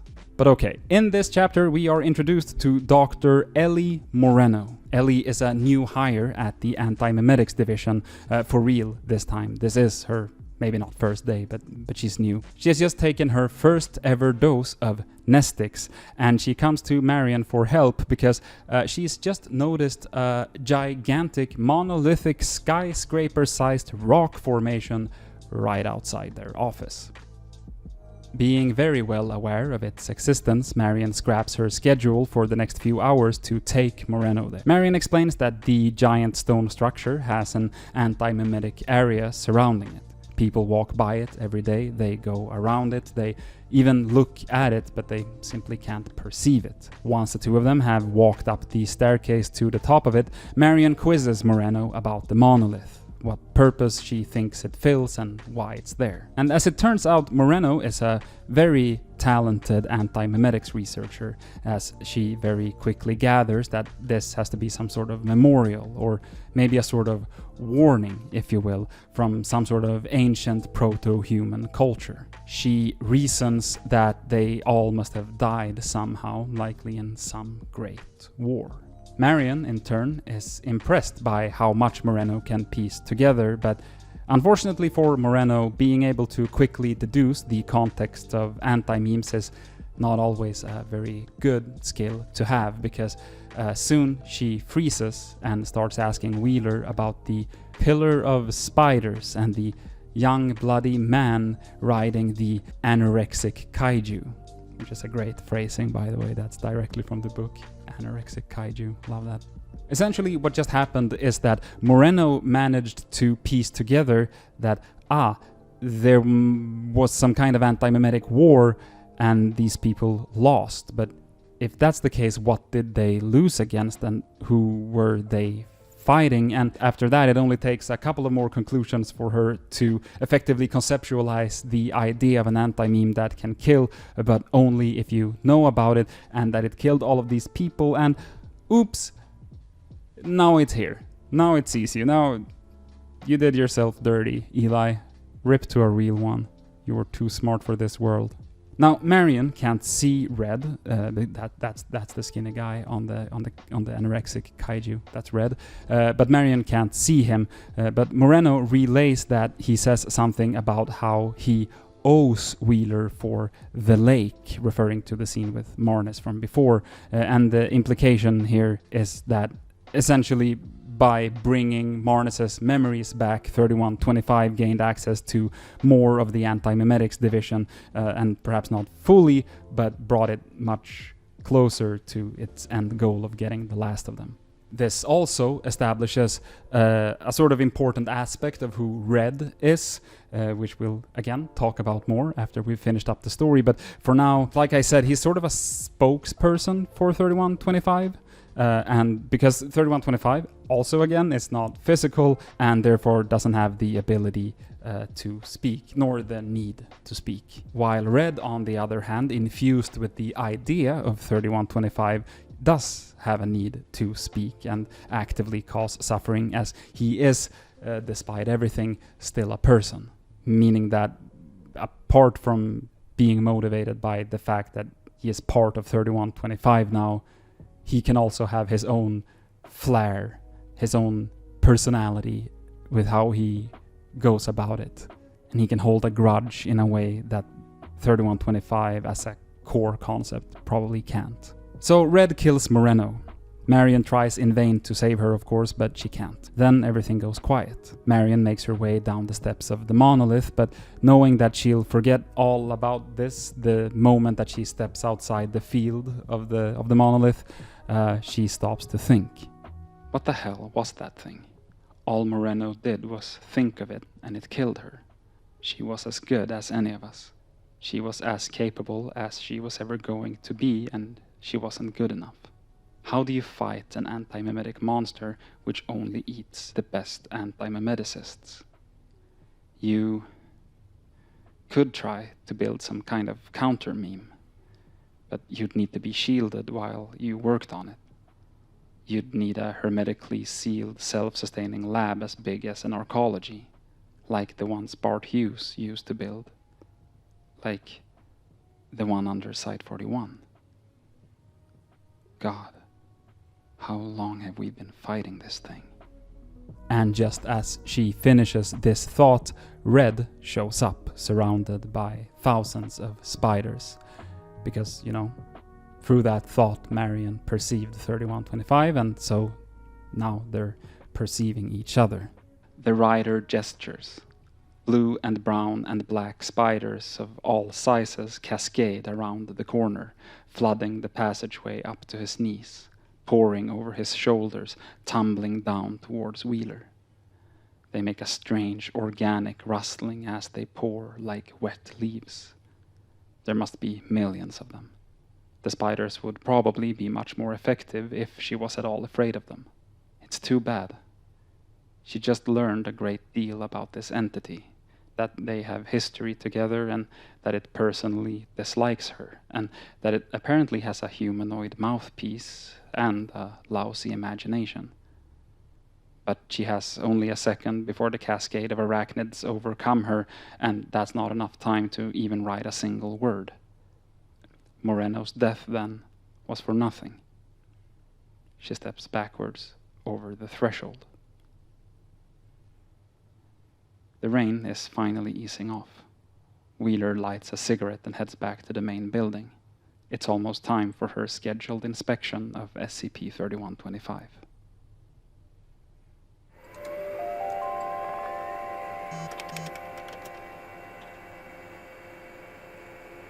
This chapter instead surrounds Adam, who is on tour with an orchestra where he plays the violin. It begins with a scene of Adam in a bathroom brushing his teeth when a small black slug suddenly falls from his tear duct. Surprisingly calm about this development, he looks in the mirror and notices another one protruding from his tear duct. He takes a tweezer and pulls it out. He then washes them down the drain along with the froth of toothpaste. He stares at the plug hole for a moment. It's like he's forgetting something. He can't bring it to mind. He shakes his head and goes to get dressed. Don't worry, we'll get back to the slugs. After this, he reads about some strange viral trend involving people painting large black rectangles on mirrors and other surfaces. Strange, he thinks.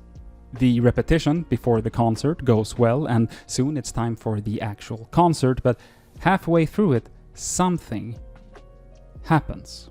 Everyone in the orchestra stops playing and the audience stands silently. As Adam looks around, he sees how every person in there has suddenly changed into monstrous, odd-looking creatures. Everyone but him, and they all know it. Adam runs. He manages to escape the venue, but it is not localized to there.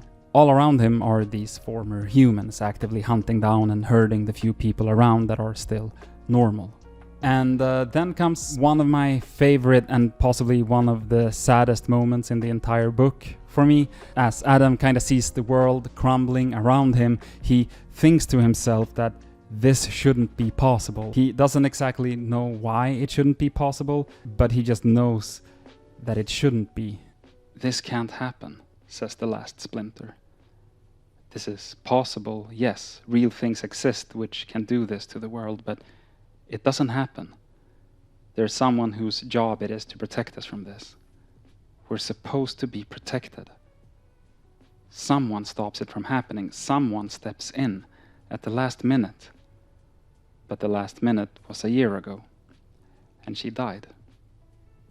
Marion. Oh God. Help, he says, to nobody.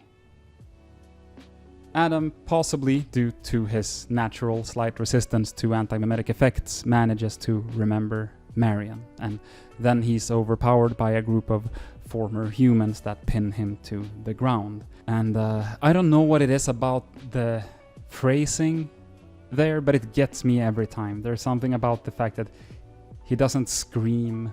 You know what it is? It makes him feel like a little child. It's almost as if he is remembering the concept of a parent protecting you, you know? It's like he's not quite able to put together why or how, but there is someone that is supposed to protect him.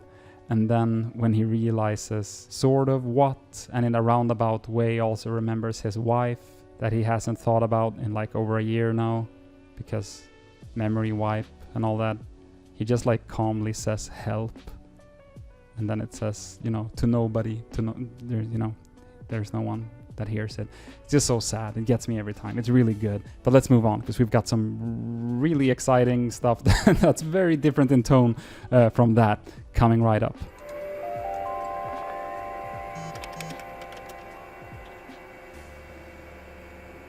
This chapter is very interesting. Essentially, it starts with Adam being pinned to the ground by all of these zombies, and then one of them takes out a wire cutter or a chisel, depending on your source. And the rest of the first half of this chapter is like mostly blocked out. However, on Quantum's website, there is a version of this chapter without all of those redactions. And it is very enlightening. And especially, you know, because he has published it himself as a little sort of like a DVD bonus feature, right? I want us to go through it, even though it might not be 100% completely considered canon, but I also think it is, and it does give us a lot of information, which I understand why you wouldn't put this right here in the book, because it essentially kind of spoils some of the mystery. But again, I'm assuming that you've already heard the story, so we can go through it here and now. So let me read you the first half of this chapter completely uncensored.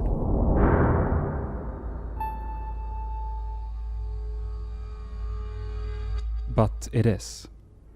They wrestle him to the ground and pin his arm out flat, forcing his fist open to give access to his left index finger. The dread idea is beating on the door of his mind, angrily demanding to be let in. It's wrong. The shape of it is awful, and it's too big and slick with poison, and he knows if he lets it in, it'll swamp everything he is, filling his home up with sludge and broken glass.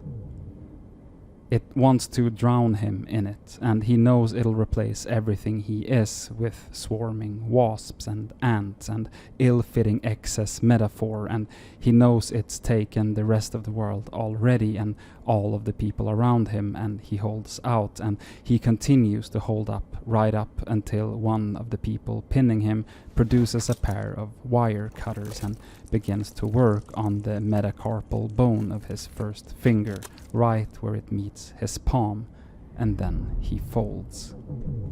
He wants to think of himself as a trooper, but the pain of the metal jaws biting away at his flesh, just that first bite, is so far beyond anything he's experienced that it demolishes any will he has.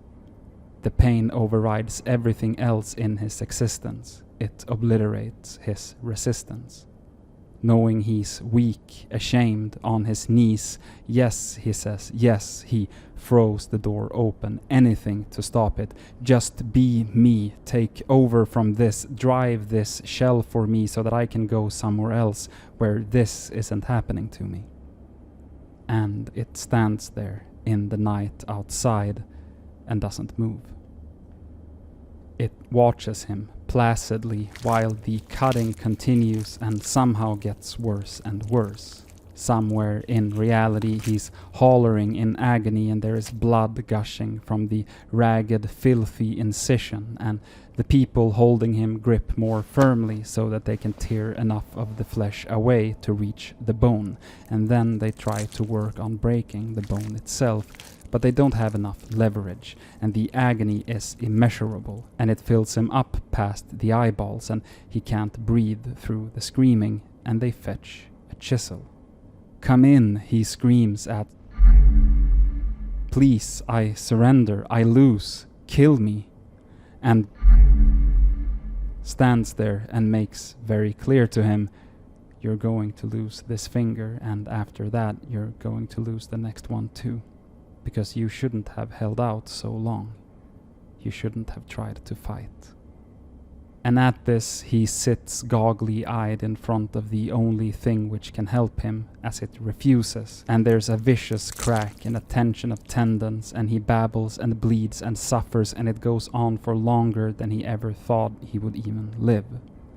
He should be dead, and there is no plateau and no escape, and he never ascends to a cooler plane where he's unconscious and can't feel it, and the miasma of agony builds, and then they separate that digit from his tortured palm and start on the second, and it's another seeming year before the second crack-handed, imperfect, splintering crack and finally steps into him and replaces him, and he dies in incalculable howling misery, having suffered all that for the same ultimate result.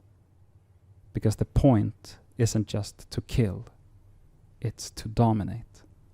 The point is to cause suffering. as much suffering as possible.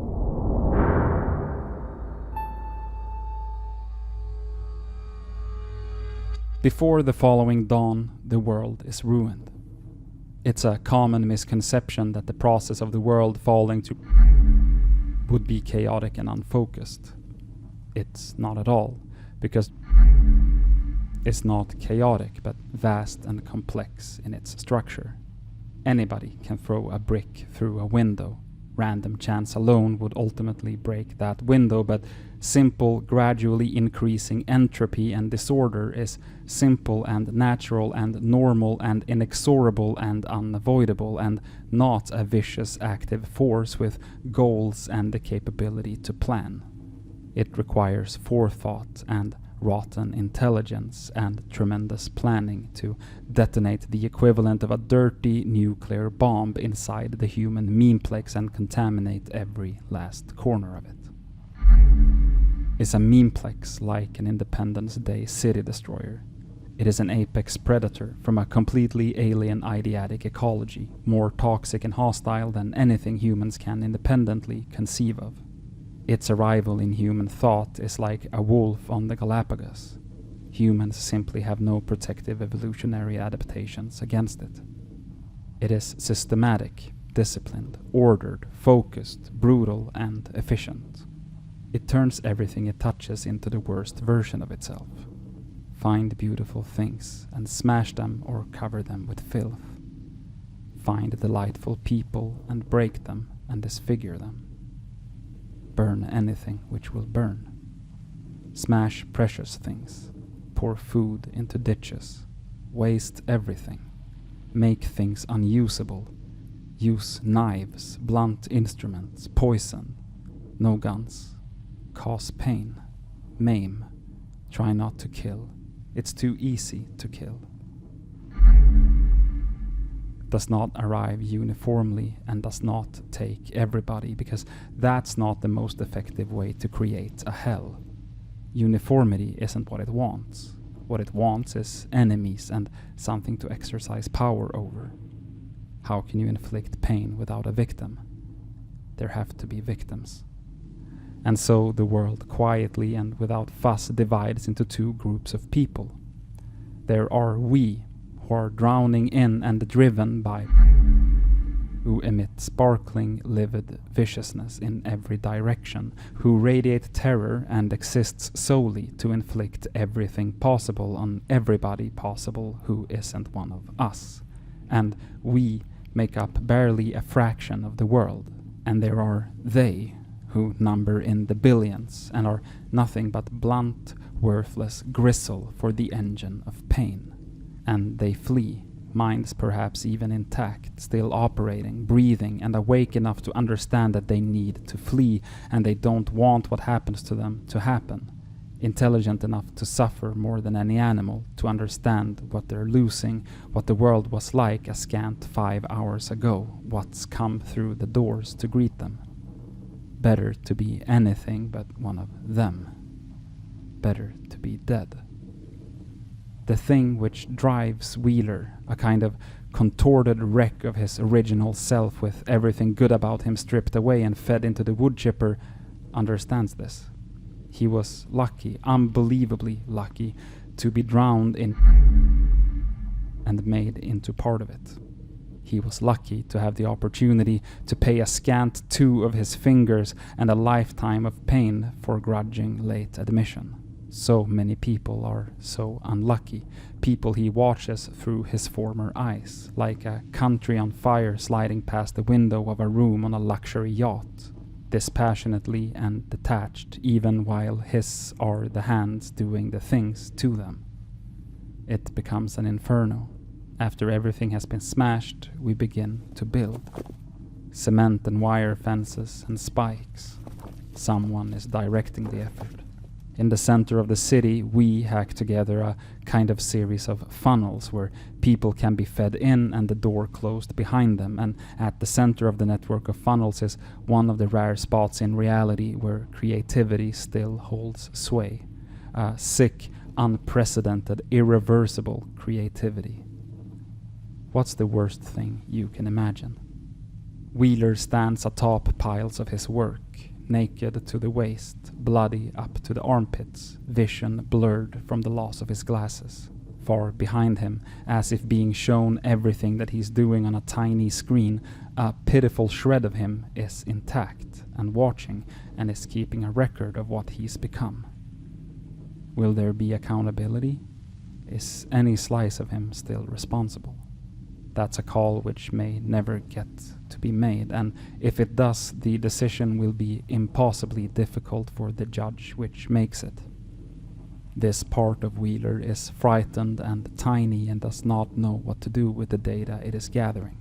But it knows that if it is going to do anything with it, it has to have the data to work from. The condition he has is incredibly rare, shared by perhaps 6 or 7 people per million worldwide. It is not an anomalous condition, nor inherited. It's an unusual natural artifact of the way that his brain developed. Where are the others like him? How could he know or recognize one? It would be impossible. The majority of them are them, helpless and understanding the horror of the reality better than anybody. There's just him. It takes an incredible amount of time for this last splinter of Adam Wheeler to begin its work. It puts the clipboard away and adjusts to the new environment in which he's living. The unbearable pressure and heat of the environment generates. It's like tuning out the engine noise on an aeroplane. It's not a conscious process. It's natural, hammered almost completely into oblivion and suffering under the hammer in its own tiny way.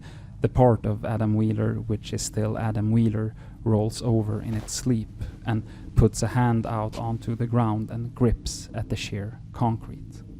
And it starts to work against that which it knows to be wrong. It is a long route out of the muck to sunlight, a slow growth, a tiny idea growing from a nearly killed seedling and finding its way upwards, spreading, taking hold of the filth in which it's growing and transmuting it into something better, hardier. The thing which was once Adam Wheeler regrows. It takes some influence back. It knows that this Wheeler is wrong and the other Wheeler is anything but this, which has to be better. When it reaches the surface, it finds that there is no longer a sun, figuratively or literally. The journey is torturous. Fighting back against the radiation which soaks the world is like pulling an iron spike out of his skull. Find someone weaker than you and hurt them as much as you possibly can. It's good for them. No. It's like cutting off another of his own fingers. Broken pieces of metaphor. There's a ray up there, a narrow, yellow, nourishing sunbeam. He follows it out of the tunnel through a crack in its fence over the top of the walls. And he wanders, malnourished, underwatered, down the empty, screaming streets and out of the city and far north along a battered, trashed highway.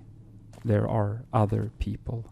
They who recognize him as one of us, who avoid him at every cost, and others of us who pay him a passing glance of puzzlement at the fact that he seems to move in a different direction from the infestation, not pursuing them whenever he sees them.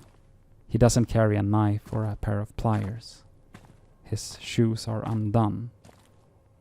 But we are driven more by the need to drain suffering from the ones who are bursting with it, and we go past him after them. And he walks, tottering under a black sun which to look at would resemble a black hole. He needs to get away from the core.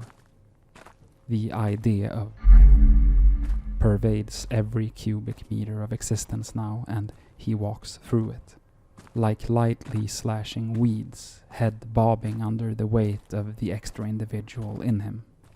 He walks dumbly after the light source, drinking from it. A kind of thread unravels behind him, an infestation being slowly wound out of him, particle by particle. A black slug drops from his tear duct, falls to the asphalt and shrivels. And another. And that was a lot. So now you might be thinking, hey, what the fuck? And you'd be right. But yeah, that's a lot, but it is also very informative, and you're probably wondering about a bunch of things right now, but we'll get to most of them, including the slugs. But for now, the second half of the chapter, after all of this, so just to be clear, in the book, once you've gotten past all of the redacted parts, the rest of the chapter is in clear text. And in that half, we follow Adam, of course, who wakes up. He's in a school, and there is a phone that's ringing. He picks it up and he talks to someone named Ulrich. In my head canon, that's a person with like a German accent, which is also why I'm not saying like, I don't know, Ulrich or something. It's Ulrich. Ulrich instructs him of what he needs to do next. He also gets a chance to communicate with Marion, and he kind of breaks down because it's sort of like their last interaction. So what Ulrich essentially has to do is perform brain surgery on Adam to once again remove Marion from his memory. And you might be wondering how this Ulrich can do that, since they are not physically there. They were just talking over the phone. And I think that the next chapter will explain that pretty well. We'll also get into it ourselves, of course, but let's see.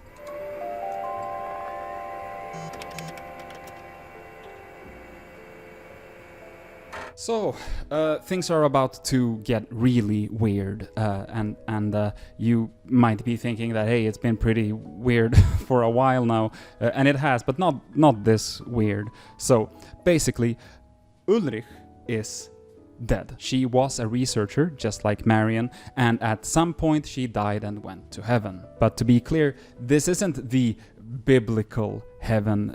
So instead, like when the book says heaven, it is referring to the fact that some people, when they die, are able to transcend to the noosphere. And I'll add what is the noosphere to the list of questions for us to answer once we get to the Q&A section.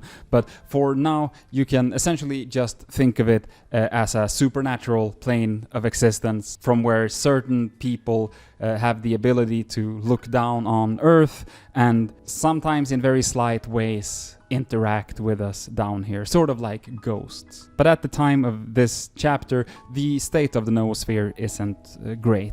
Marion is also there since she died, but because she died while overdosing on Nestix, not even her spirit ghost can like catch a break, and she's up there essentially brain damaged. I think literally she is described with the words brain damaged.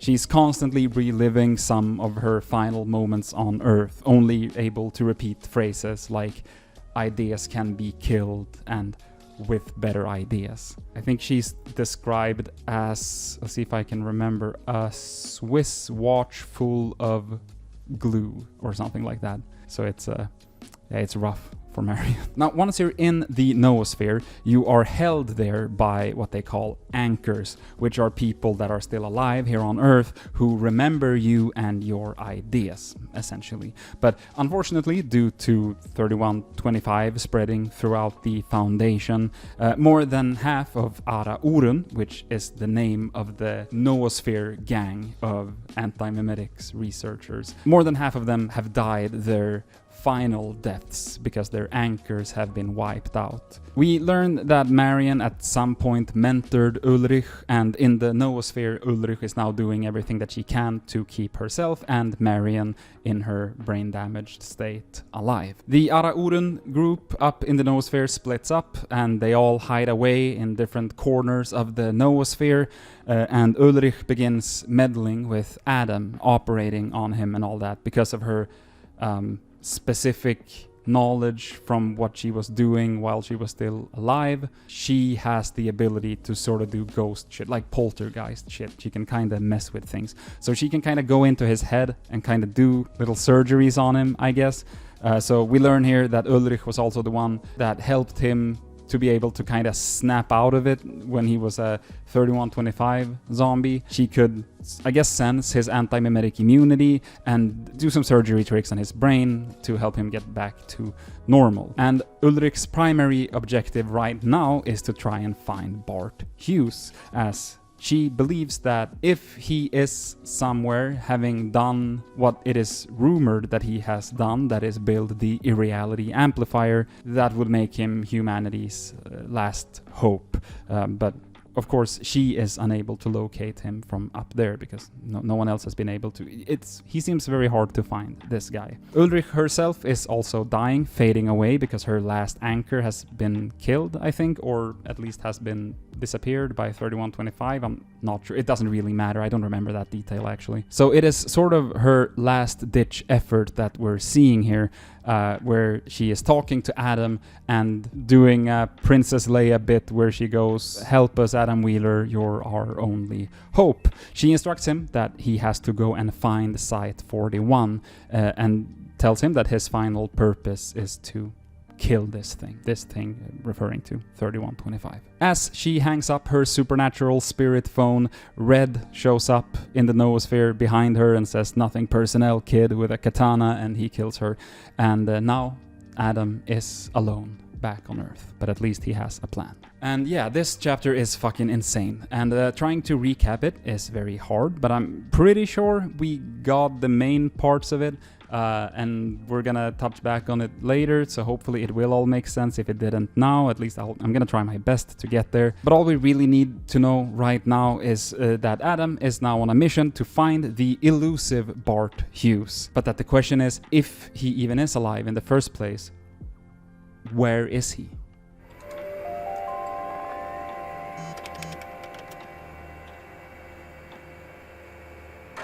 Bart Hughes walks into a meeting room with several important people, including Marion, Site 45 Director Graves, the Chief of the Antimemetics Division Michael Lee, and 058. I was gonna say, seeing that this Michael Lee is the Chief of the Antimemetics Division, we could automatically surmise that this is sometime in the past, but now I realize, I don't know, is Chief and Director the same thing? Because we know that Marion was the big boss of the Antimemetics Division, but how... Oh no, she does say here on page 9, "I'm your Chief of Antimemetics," so it is the same thing, and therefore this must be before she was Chief of the Antimemetics Division. Okay. Before Hughes steps into the room, he places a biological entity over his head. It's referred to as a germ. If you're curious, I've always pictured it as looking like a sort of mix between a squid and a jellyfish. It's a goopy little creature, and it is a superior form of amnestic, apparently. The way it works is that instead of wiping the memories from your head that you want to forget, this creature instead acts as a filter between you and what you're experiencing. Meaning that none of the experiences you have while wearing it actually enters your brain in the first place. It instead enters the brain of this little goop creature that you have on. So you see the world through its eyes, or eye. I think it's described as just having one big eye. And everything that you experience while wearing it is remembered by it, but not by you. So at the end of the meeting, you can simply just kind of take it off, throw it away, and that's that. It's like a brain condom, kind of. So he puts that on, he goes into the meeting, and everyone in there is wearing germs on their head, and Hughes is a bit nervous, because as he arrived, he noticed that everyone else at this meeting seems to have come in before him, and on top of that, the presence of an 05 is not very common in these types of meetings. So Hughes begins by reading the meeting notes from prior meetings that he of course can't remember, because that's how this works with the blob, and the whole book is whole book is kind of about that. So he reads through these notes, and he basically learns about 3125 and how it is essentially impossible to fight back against it, and that the only chance that they have, and this is according to Hughes himself in previous meetings, having written this down, the only chance that they have would be if Hughes were to shut himself and a team into a specially constructed chamber, inside of which they could build an irreality amplifier designed by himself. And this is where it dawns on Hughes what is happening. this is it. They're about to place him in that chamber. The time has come. And it's sort of like a whether you like it or not situation, because he doesn't like it. He doesn't want to do it. But yeah, he refuses. Mostly because, you know, as far as he's concerned, he just learned of this plan 30 seconds ago, even if he at prior meetings have obviously signed off on it and kind of agreed to it. But 058 implies that he doesn't have that much of a choice. But then, suddenly, Michael Lee pulls out a gun and shoots Bart Hughes several times. Bart Hughes is now dead. So is Graves. Like, Graves just shows up in this chapter, and he's probably somewhere else in the book. Someone's gonna correct me on that, but to me it feels like he just shows up and then immediately dies. In turn, Marion kills Lee. So now in the room it's just her and the 05. Now the 05 has this insane security robot that is like a fucking his limo. It's like a transformer, and that hears the gunshots from outside the room, and so now it's like cutting up the door to the room to protect and to save the 05. But this isn't very good news, because the room that they're in is memetically sealed, right? So that they can talk about 3125. But now the robot opens it up and 3125 can see them, so they escape through the door. And I will say there is this weird little moment here that I really like, that honestly, in my script, it just says, need to investigate here. What's the deal with this? And I feel like I've taken notes about it at some point. I don't know, maybe I'm reading too much into it. But so they're talking back and forth. Hughes says nothing. There's nobody, really nobody in the world. Only he can do it, yada, yada, yada. And then Lee presses and says, is there anybody else? Who has the skills we need? Who isn't already in the vault? You know, they're trying to convince Bart Hughes that he has to do this. And then it says this. The world shifts positions a little. Lee's standing now. Wheeler looks around alertly, gripping the arm of her chair. She has a fountain pen in her fist, uncapped. It's like she just remembered something. 058 glances at Wheeler, puzzled at her reaction to apparently nothing. Hughes doesn't notice anything.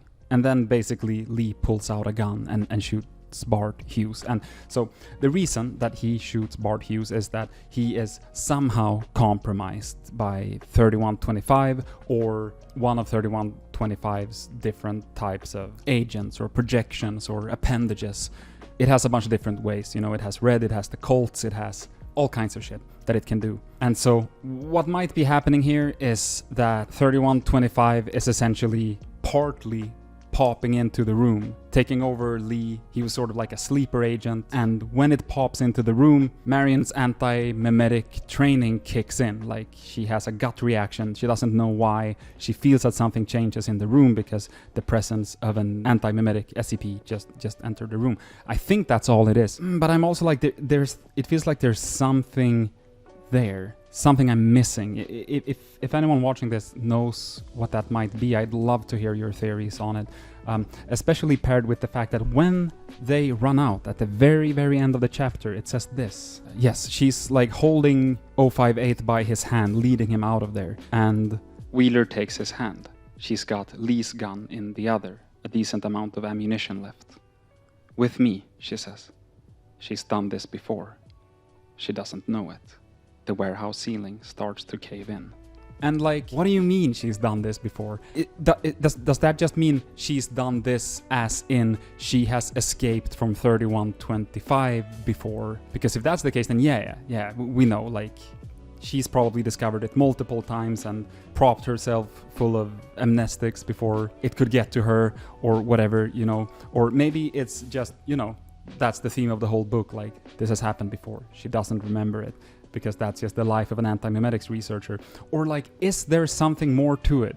I was building this whole theory around this for a while, that like the shooting of Bart Hughes was orchestrated, because there's also this Michael Lee who was the chief of the antimemetics division, but we've not really heard of him before.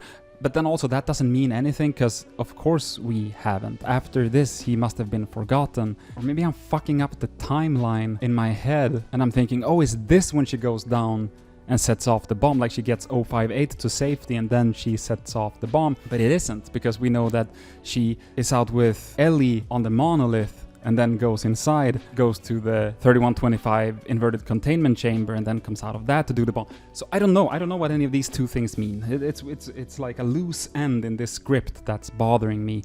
But I think that the theories I had about it is probably right, that none of these two things are like any bigger. They don't really imply anything. I think I might just be like overanalyzing, but just in case my like intuition that there is something more going on with it, and you know what that is, please leave it in a comment down below. I'll beat myself up for it for eternity that I didn't figure it out before you, but I'll still also be grateful. So, you know, great opportunity to put me in a sort of state of eternal suffering.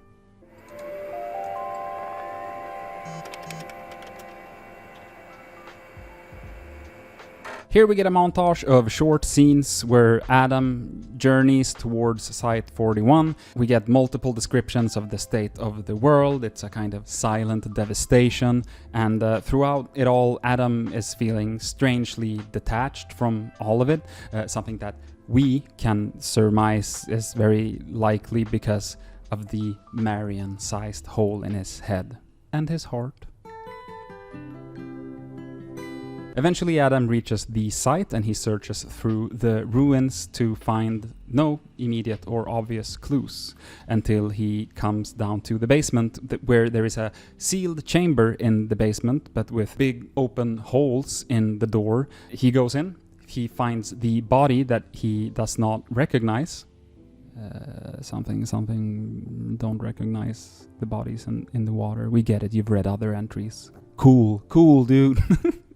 He takes her keycard, the keycard of the body that he doesn't recognize, and with it he now has access to practically every single room of the entire site. So he reads through the notes about 3125 and then he leaves a final note, a final little addendum, and that's what we saw earlier in the book where he said, "I found your body." That was Adam, as we knew. I mean, he signed that off with Adam, but also this, in the timeline, this is when he actually wrote that. Now with her keycard and basically all the time in the world, he goes around and reads everything he can find, all available documents, and he somehow determines that while Hughes might not be there in their basement big secret room, he is in another room like that somewhere else. He can still find him, is the point. And we know from Adam's addendum that we read before that he essentially said this was never the only Antimemetics division site. And this makes a whole lot of sense, again, because Marion wouldn't know that because of the antimemetic effect of 3125 when he has presumably wiped those sites out. But Adam, he can perceive them to exist, so that's why he's like, well, yeah, why would it be in this basement? It could be in these other basements. So he knows where it is, he's going out to find it, but as he's leaving the building, he is confronted by Red. And for a little bit here, Red has this sort of typical bad guy speech where he's like, "Ah, you little freak, I'm taking over the world and I'm like an evil fucked up guy, and just you wait." He's about to pull his fucking underpants over his head from behind, shake him upside down like coins and paper clips falling out of his pockets. But before he gets to do that, it's just this great moment where Adam interrupts him. He's like, "Oh shit, right, I got a gun," and he just shoots him in the head. Perhaps a little bit unexpectedly, he just straight up falls over dead. Which, I mean, I love that. Adam then walks away a little bit, brings up a phone, repeats those same words that Agent, names, Barson from the Ojai chapter said to call orbital laser strike, which works and completely just obliterates the body of Red. I love that, it's great. However, though, after this, Adam looks around and the skies do not change back to their normal color, and SCP-3125 is still the, quote, dominant force of the universe, unquote. The chapter thus ends with the acknowledgement that while Red may be dead, it's like a little Pulp Fiction reference for some of you Tarantino heads out there, SCP-3125 is still here. However, it does seem that the spider forms are disappearing. So those were seemingly a part of Red's arsenal rather than 3125's direct arsenal. I do think that they're like a combination of the two of them. That's never 100% made clear. We'll talk a bit more about that later. But basically, again, 3125, not physical. Red is physical. Red is an extension of 3125, so you can shoot Red, you can shoot 3125, but he will sort of take a hit when you do something to one of its physical extensions.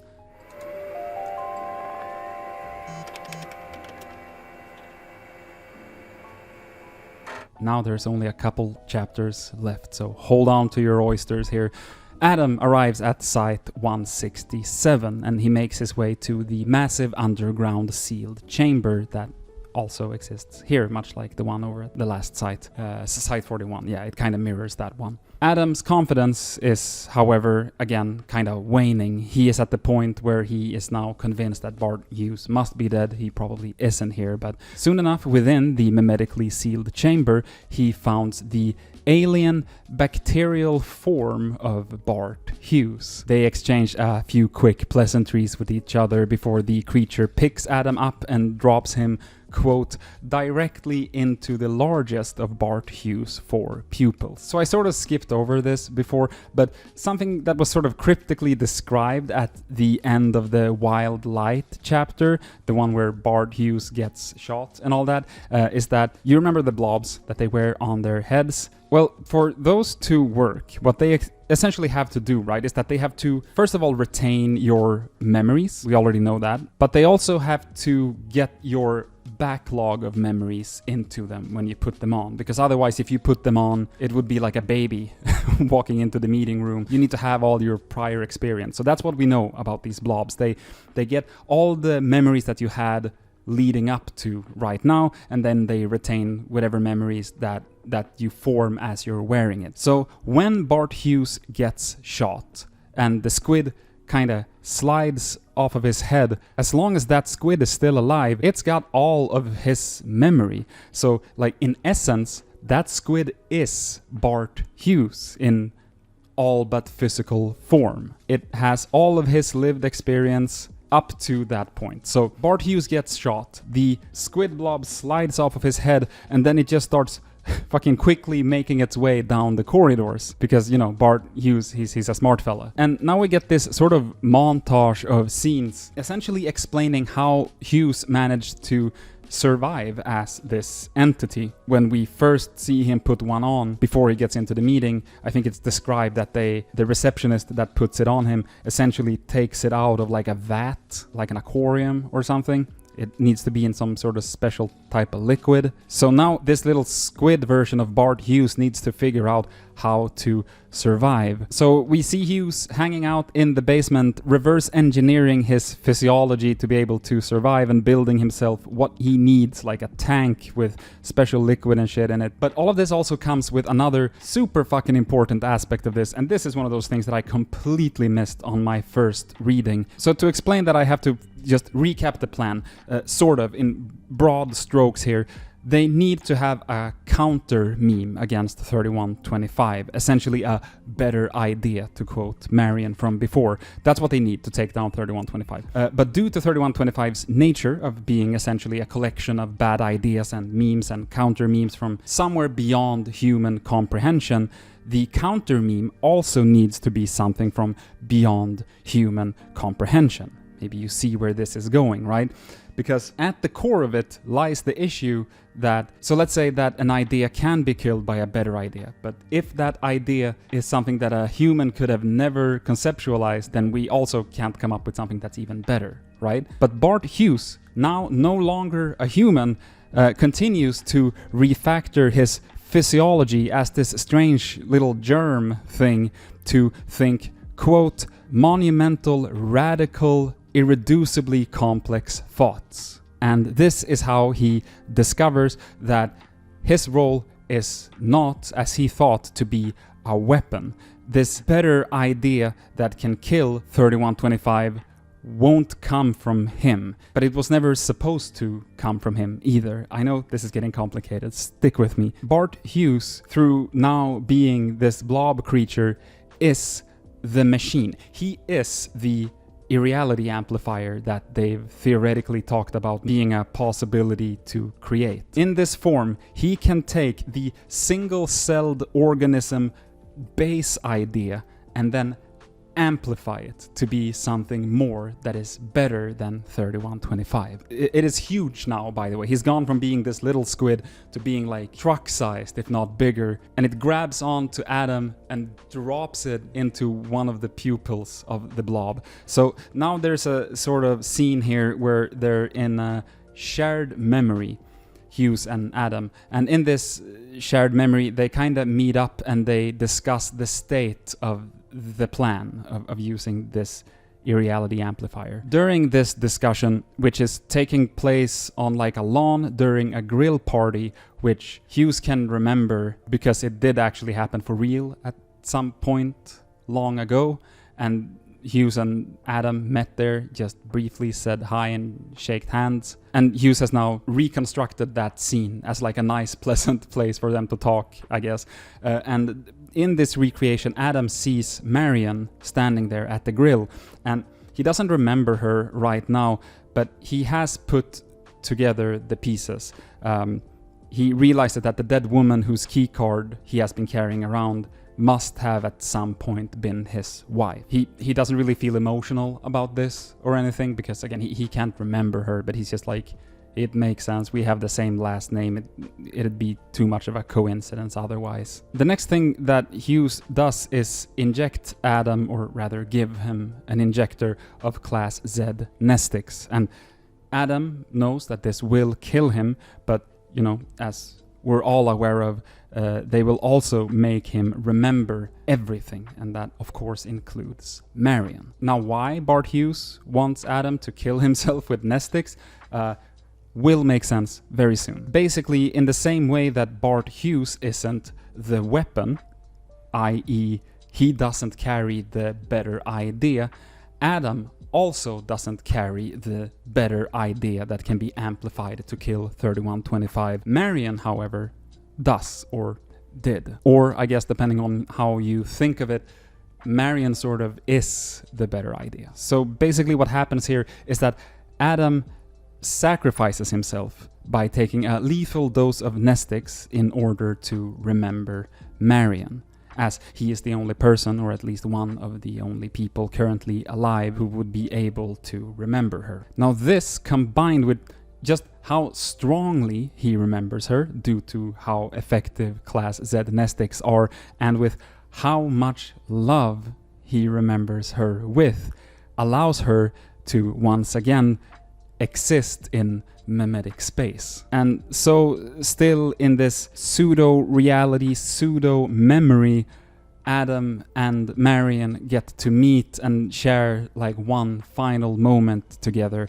And Marion, or I guess kind of like the abstract memory of Marion, is then reinforced by Hughes, who builds around her the idea of the Foundation's goals of the protection of humanity, kinda. To try and clarify or be as clear as you kinda can be with something that is this abstract. Marion isn't alive. She is an animate memory, and she has therefore become an ideal. She's been stripped of all flaws and complexities that a person usually has, because she is how Adam remembers her, and now she is getting amplified through Hughes, who again essentially is the irreality amplifier, and that makes Marion a better idea, an idea that is better than the idea of SCP-3125. It's then described that Marion takes on her final angelic form and launches upwards to fight with 3125, and here I think it's worth to again remind ourselves that this is not literally what is happening. Like Adam and Marion are not actually standing on their driveway, and she's not actually growing wings and like flying up into space to punch a big dragon or something. That's not what's happening. This is just like, how else would you be able to describe the concept of the pure idea of the goodness in people moving into the conceptual space where this other very terrible idea exists and extinguishing that bad idea? You have to describe it somehow that isn't just how I did it, because that makes fucking even less sense. So yeah, The fight itself isn't she isn't brandishing a huge sword against the dragon, like I just said. Instead, the fight is like a series of descriptions which roughly all work around abstracts and maths clashing and canceling each other out, and it leads to Marion, or rather the idea that she is, but let's just, for simplicity's sake, say Marion, reducing 3125 into a single wild photon, which is then sent out into eidetic space. I've also seen people argue that the single wild photon is actually Marion, or that it is even the monster in her eye, the one that protects her from bad memories, but you know, it can be whatever you want it to be.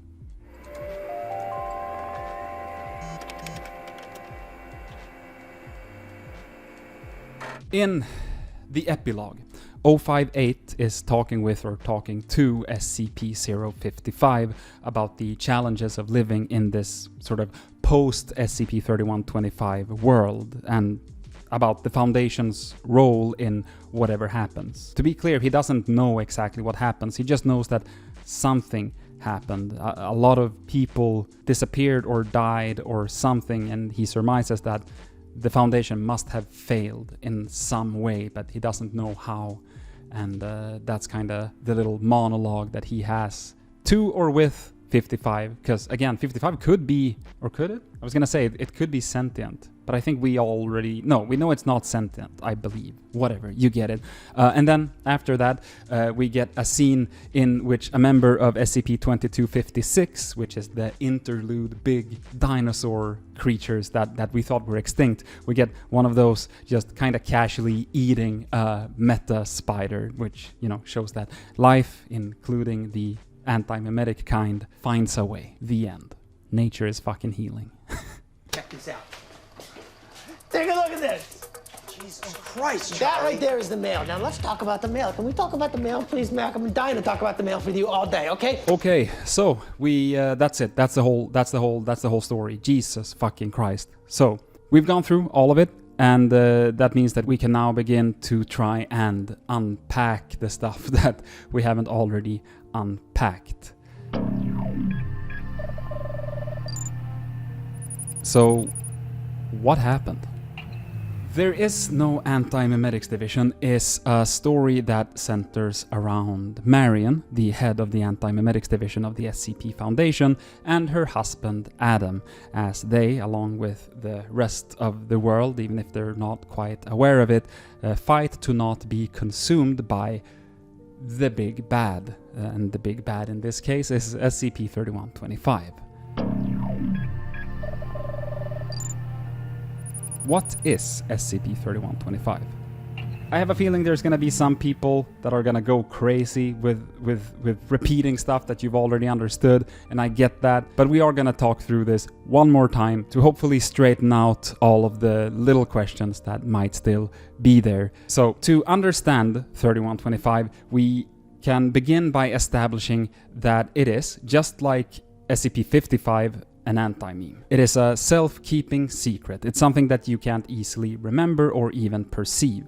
It's there, it's not invisible, your brain just simply does not scan it. One of the main differences, however, between 55 and 3125 is that 55 is, supposedly, as far as we know, passive. It has no intentions, it has no goals, and barring some super specific scenario where it ends up somewhere where it really shouldn't be, like in the fucking cogs of a machine or something, it doesn't really pose a threat in any bigger way than any other mundane, everyday object. The only difference being is that this one can't really be perceived. 3125, on the other hand, has all of those anti-memetic qualities, while at the same time being actively malevolent. This thing has a goal, a purpose, and an intention. And I do want to say one thing, which is that at some points I've talked about how concepts themselves don't have goals,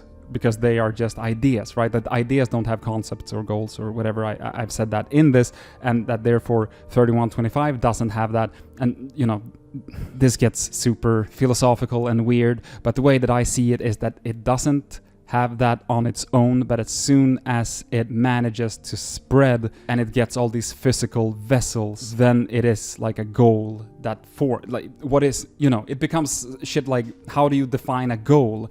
Can an idea theoretically even have something that it's working against? Doesn't it need someone to have the idea to kind of work toward the goal? That's how I think about it, but it gets very flimsy very fast. But that's how I see it. So if that seems like a contradiction, that I've at some points said that it does not have a goal, and now I'm saying that it does have a goal, just know that's, different states of it and different contexts of it would determine whether or not it's actively working against something or just existing as a concept. So, okay. Another difference is that 55 is supposedly an object. It's physical. It could be, for all we know, a book or a shoe or a pair of glasses. We don't know, but it is, from the little info that we can surmise, an object. 3125 is not an object, since it is, again, an idea. It's a concept, and it's a very, very, very bad idea. It's a concept that would be best if it didn't spread. However, 3125 really wants to spread. In fact, that is one of its goals that it gets once it starts taking hold, to spread as far and as wide as possible, which means that it is, therefore, an info hazard. So what is an info hazard? And well, the exact definition varies somewhat, which it tends to do with concepts that are made up by someone on the internet. But I did see a comment on Reddit that I saved, and I haven't been able to find who wrote it, so I'm sorry about that. I don't know who to credit for this, but someone explained it like this. Memetic is something good at spreading knowledge about itself, may or may not be dangerous at all.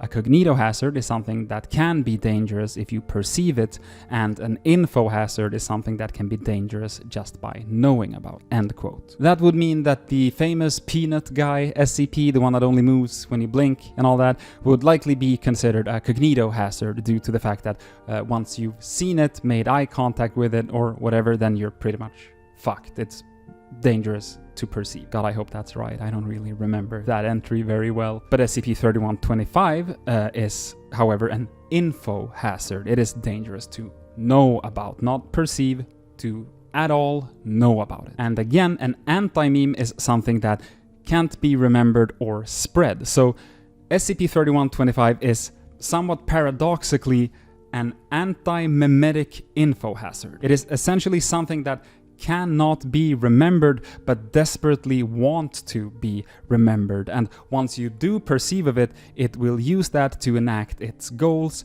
through you and those that are close to you. And the next question then obviously becomes, what are SCP-3125's goals? And for this one, you gotta sort of bear with me a little bit, because so I was almost hesitant to answer this, as the answer can seem a bit uncharacteristically for this book simple, which when taken at face value can feel, I don't know, I don't want to say that it could feel cheap, but at least like jarring at first glance. But to be clear, that is at first glance, because once a little bit more closely analyzed, I think it actually does make a lot of sense in the narrative. So let's just get to it and I'll explain what I mean by that. So on the face, is that how you say that? On the face? On the face of it? However you say that, SCP-3125 is a big bad from any type of media. The most typical big bad you can imagine. A bad guy that is bad because it's bad. Why? It wanted to do bad shit. What does it want? Basically to fuck everything up, It's like the antagonist of a not very well organized tabletop role-playing game, where there's just like, this thing wants to destroy the realm. I don't know, because it's a demon. Actually, that's not even true, because if it's a demon, there's like a reason. You get what I'm saying, probably. Upon its arrival, the highly interconnected nature of human knowledge exchange systems means that it will take no longer than 12 hours, possibly as few as 4 hours, to encompass, dominate, and replace all human thought. At this point, humanity as an abstract concept, along with all attendant abstracts such as civilization, culture, society, community, and family, will have ceased to exist. Because the point isn't just to kill, it's to dominate.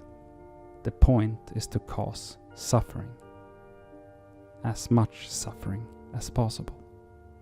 It turns everything it touches into the worst version of itself. Find beautiful things and smash them or cover them with filth. Find delightful people and break them and disfigure them. Burn anything which will burn. Smash precious things. Pour food into ditches. Waste everything. Make things unusable. Use knives, blunt instruments, poison. No guns. Cause pain. Maim. Try not to kill. It's too easy to kill.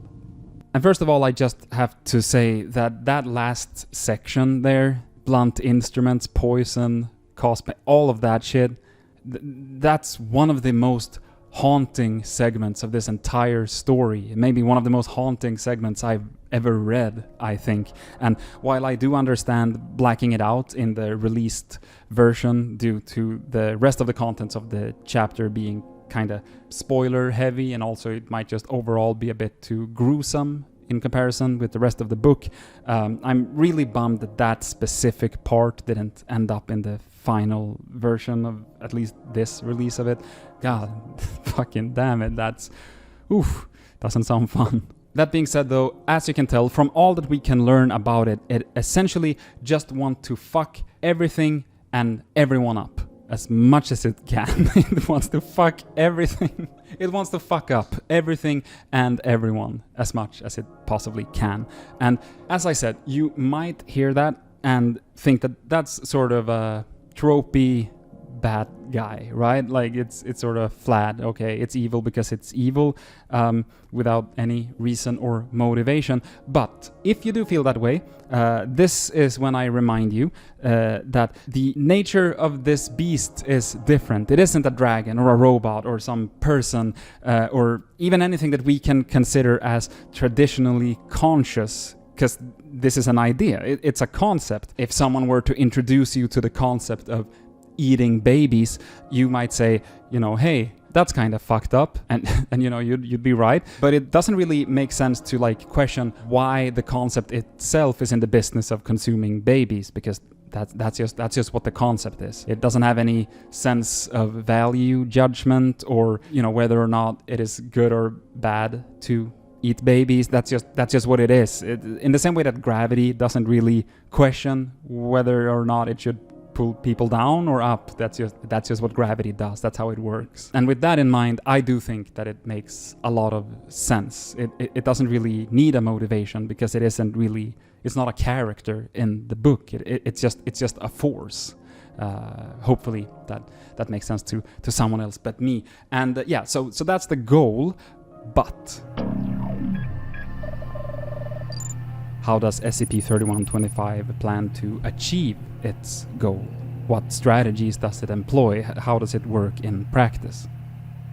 And this also stumped me for a little bit. Or like rather, I had several answers to this, and just as the question was a multi-part question, the answer is multi-part as well. Because 3125 has a few different strategies at its disposal. Let's just walk through them here. Number 1, it kills off people that discover it before it wants to be discovered. And I think one big point of confusion here is the notion that once you see it and it can see you, you immediately die. Because I don't really think that's true. I think the confusion comes down to like the wording of it.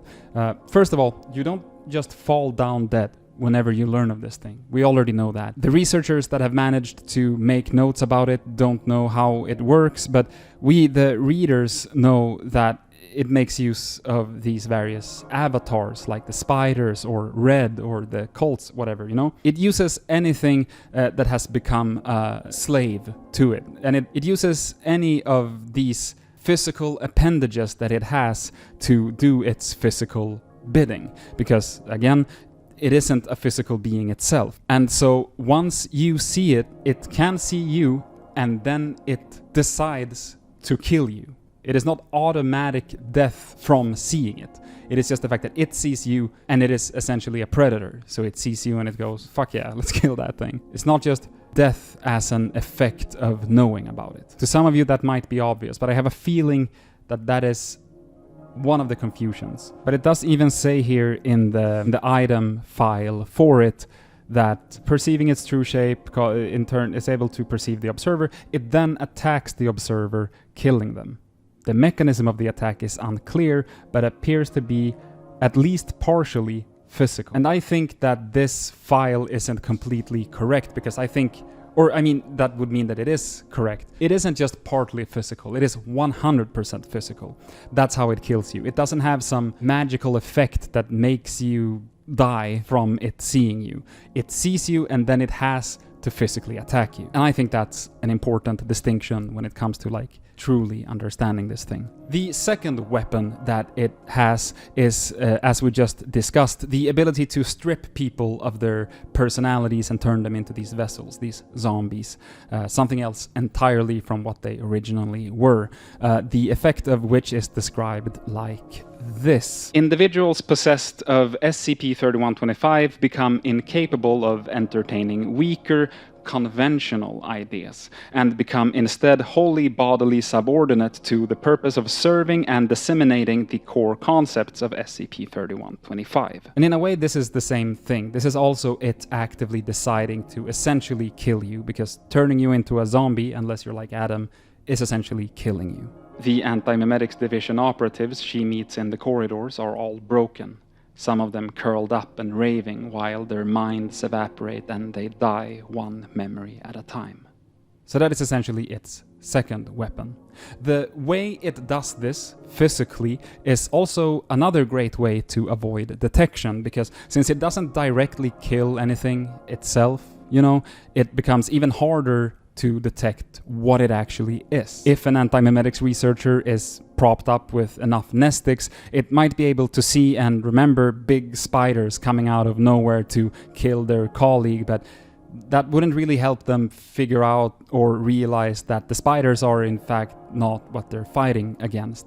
So even if someone were to somehow be able to retain these memories without dying, because it is not a physical entity, there's really nothing that you can like, oh yeah, we're looking for, you know, this is how it, like a wanted poster of the, you'd just be looking for fucking spiders, or like a scrawny Asmongold guy riding some anorexic kaiju, you know? And as for these physical manifestations of 3125, you know, the most prominent one is of course red. Let's put a pin in that and get back to red in a little bit.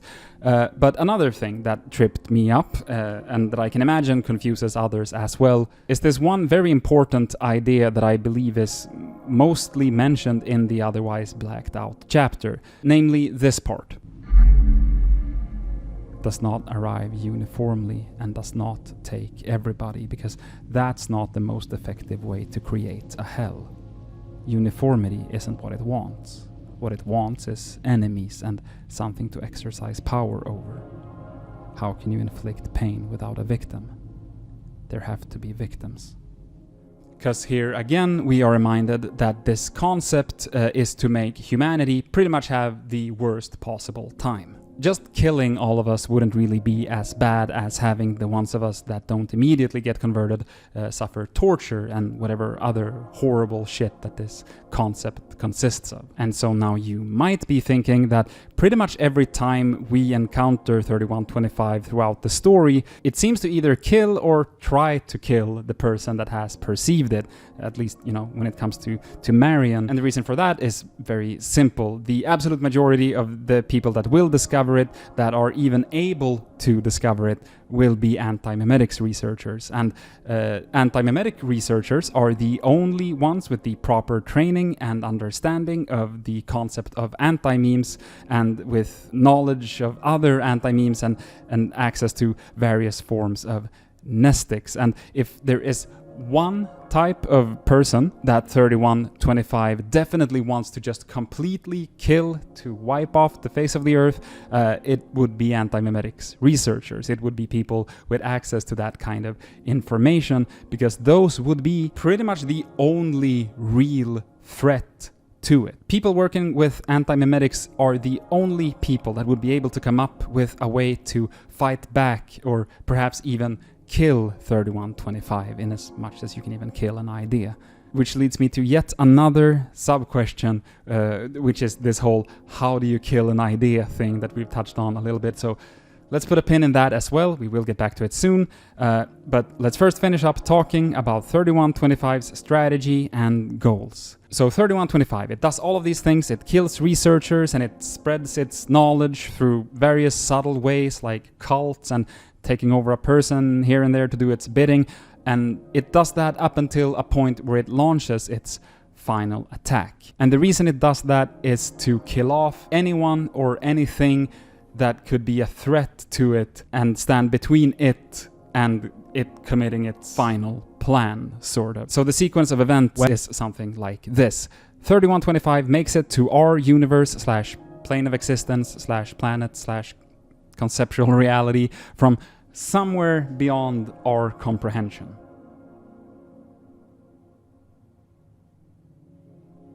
Beyond our comprehension, right? There's no point. But it does make it here, and then it waits. It waits for a really long time, and during this time it slowly, methodically picks off the people that it perceives as a threat. And this is what Marion describes as a war. The war is not what is happening, once it launches the full attack towards the last third of the book. That's the aftermath of the war. That's what happens because it won the war. The war has been fought since way before the start of the book. And then from this sort of waiting phase, it starts to very slowly spread. And it does this in ways that the book doesn't even tell us about. I think that the way that you have to think about that is, if we entertain the thought that this would be possible in the real world, it could be happening right now and you wouldn't be aware of it. Like, I could tell you that there is a huge landmass, like a continent even, right between Madagascar and Australia. And if I told you that, you'd be like, nah, there isn't. But what if that was because a super evil anti-memetic kill agent called SCP-3125 had made it so that you were able to perceive it? It was there, it had a bunch of people on it, they're all gone, no one else can remember that it ever existed, The next stage is that once it has done this for long enough, once it feels that it has killed off enough of its opposition, spread its influence far enough, it launches its final attack. And that is what happens while Adam is having the violin concert. That's the full incarnation of SCP-3125, which might lead you to the question of how long has 3125 been around then? 50 years?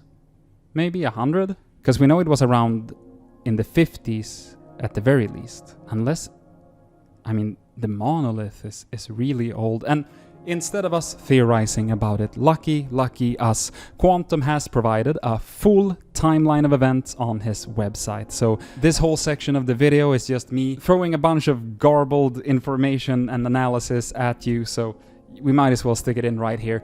Let's go through that timeline, because I think that once we have that timeline, we can then pretty conclusively say that we understand 3125. If you don't mind, I will begin at the beginning.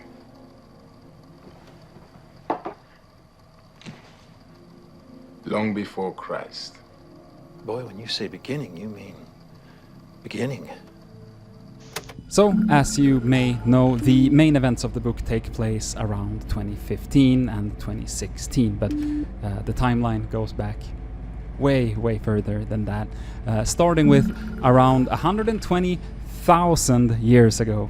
At this point, an ancient proto-human culture known as the Oblitus people were around. They started getting very technologically complex, but then they were wiped out by something that the Foundation labels as SCP-9429-A. These were the people that built the giant monolith from the cover of the book, but what is most worth noting here is what Quantum mentions in this part of the timeline, namely that 9429-A is an aspect of 3125, meaning that it's been around for a long ass time. We then make quite a jump in time here. In 1920, Marnus is born. In 1941, the Unthinkables project begins. In 45, they set off the first antimemetic bomb and have to start over. In 1951, there is an outbreak of SCP-1425, and Quantum notes that it is possibly an aspect of 3125. In 1954, Bart Hughes is born. 62 sees the birth of Adam, 65 sees the birth of Marion. In 76, the Unthinkables encounter 3125. Many of them are killed, but they do manage to set off the antimemetic bomb to protect themselves. Then they start the Antimemetics division, and it's worth noting here that Quantum throws in a cheeky little in parentheses, so it says that they re-establishes the Antimemetics division, basically hinting / confirming what we already know, because of course Marnus didn't create the first Antimemetics division. There's no way that can be true. They've probably been around as long as the Foundation has been around, which no one knows how long that is because canon differs, but like, they've been around for a while. It's just that they have again and again been looped and wiped out, which is, you know, fucking crazy realization. At least it was for me. This shit might have been going on since the dawn of man, essentially. In 1995, Adam and Marion meet each other, and in 98, they get married. Wish I would have been invited. In 2005, the big dinosaur fellas became extinct, at least mostly. In 2008, SCP-55 is acquired, and around this time, there are approximately 400 antimemetics research groups currently active. This is also the year that Bart Hughes gets shot and killed. I don't know why I do the quotation marks there. He does get killed. It just happens that he also lives on through a little squid. The fuck is this book? 2012 is when the agent guy, Marnus, for some reason I mixed those two names up. The guy in Ojai, he meets Red and then dies in 2012. 2015 sees the events of chapters We Need to Talk About 55, Introductory Antimemetics, Unforgettable That's What You Are, Where Have You Been All My Life, Immemorial, Case Colorless Green, and Your Last First Day. Basically, in August of 2015, Marion meets up with Marnus on the boat and Marnus gets killed. In late October, Marion and Adam forget about each other, and in November, the Antimemetics division is the only remaining antimemetics research group in the world with a staff of 40. Marion then sets off the antimemetic bomb, and the entirety of the Antimemetics division is forgotten. In 2016, chapter Case Hate Red happens, i.e. that's when the full attack by 3125 begins. 2017 sees the events of Ara Urun, Unthreaded, and Blood Brain.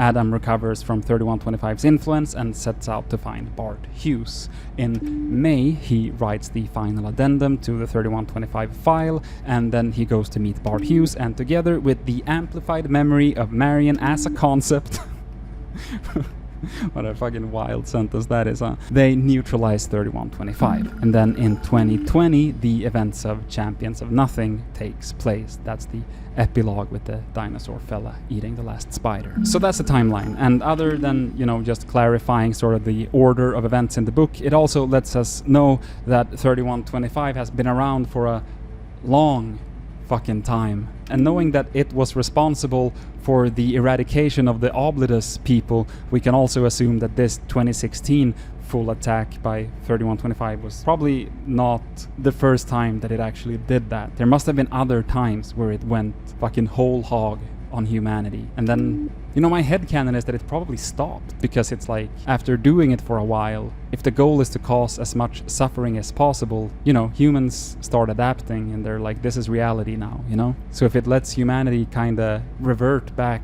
to normality for a few hundred years and then does it again, that causes more suffering in the long run. It's my little headcanon. But with that, now we can deal with a couple of the pins that we put in things before. First up, let's take the little pin called killing an idea, and how one would even go about doing that. It's the phrase that Marion keeps returning to throughout the book. You kill an idea with a better idea, but what does that even mean?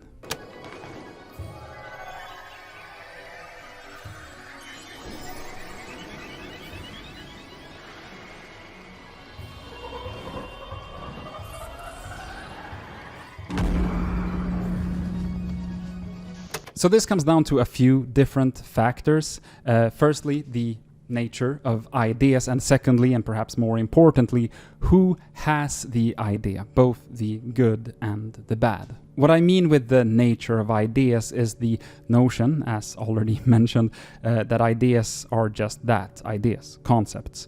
And because of that, it would logically make sense that you essentially can infect an idea by sort of disproving it. And like, ironically, you can also keep this super simple and just say that if you come up with an idea that is like objectively better than another one, then by just the nature of it being one idea and then a better one, the better one is just better.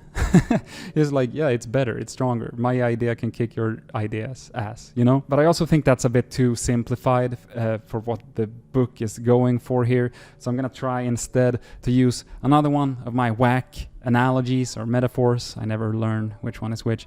I gave myself this little thought experiment, and I don't know if this will be of any use to anyone to make this more clear, but maybe it will for someone. Let's return to Nazism, because why not? Let's say I give myself the goal to destroy Nazism with a better idea. How would I do that? My first thought is, of course, just that, you know, being a Nazi is bad, and maybe it'd be cool to treat people with respect, regardless of where they're from or their sexual orientation, and, you know, you get it. But that's just another idea. It doesn't really affect the original idea of Nazism. Both of those can exist at the same time, as we are unfortunately aware of. But by specifically giving myself the topic of like destroying Nazism, I came to think of this thing that you've probably heard a million times, which is like, did you know that Hitler was actually a great painter? Oh, if he'd only gotten into art school, things would have been so different. You know, you've heard that. And that discussion is always followed by a bunch of back and forth where someone else goes, actually, he wasn't very good. And then there's a backlash to the thing that just begun. You know how it goes. But this has become such an ingrained aspect of like World War II lore, right? And therefore it is also a part of like the Nazi lore. Hitler wanted to be a painter. So then I thought, what if I somehow came up with this new idea? Remember how Hitler didn't actually rule Germany by himself? You know, they were like a duo. There was two of them. There was Adolf Hitler, and then there was Arne Hitler. And Arne, honestly, like for being a Nazi, he seemed pretty chill. He had this shirt with the pride collars on them. He had blue hair. He was seemingly chill. He was like a cool guy for being a Nazi. And we know from all the historical documents that he was involved with all of these horrible decisions that Adolf made, but Arne was constantly trying to like pass all of these laws and make all of these decisions that actually gave more rights to Jews and to other minorities. Like, in fact, without Arne, Adolf would have done so much more damage during World War II, and like even more people, at least twice as many would have died if it wasn't for Arne. And okay, so now ponder that I managed to spread this idea. I perhaps start working as a teacher and I, you know, tell a bunch of kids this as if it were real. Obviously, I then have to scale this operation up somehow, but just say that I did somehow. I then have a few books published, rewriting the history, and let's say that a certain subset of people 100% believe this to be the real events. That's what happened. There was two of them, Adolf and Arne. And through these people that believe that, this starts to take a mainstream hold. And after like 50 years or so, suddenly the idea of what a Nazi even is has now culturally shifted. Now if you ask any random person on the street, they're not going to be very likely anymore to describe the concept of Nazism as a far-right group wanting to eradicate certain other groups of people or whatever. Instead, they'll likely say something along the lines of that, oh yeah, a Nazi, that's a person with two contradictory opinions on something. It's a person that has two wolves inside of them, one enacting all their darkest thoughts and the other one trying its best to do good and mitigate the effects of the first one. Something like that, right? And obviously this is not a foolproof example, but in a way I think that this is an example of how an idea can destroy another idea, or at least like an illustration of something. I don't know if I'm on to anything there, or if that is the most crash out rant that I've ever made. Maybe I've been just locked up with this book for too long, but I think there's something there. It's not it's not perfect, but there's something there. There is something there. I do think so. So I said way before all of that craziness that there were two aspects, and that the first was the nature of ideas and the second one was who has the idea. And this is significantly simpler, and I'll keep it a lot shorter. In essence, it regards to 3125 and its anti-memetic camouflage, which I think works against it here. Take my wacky Nazi example.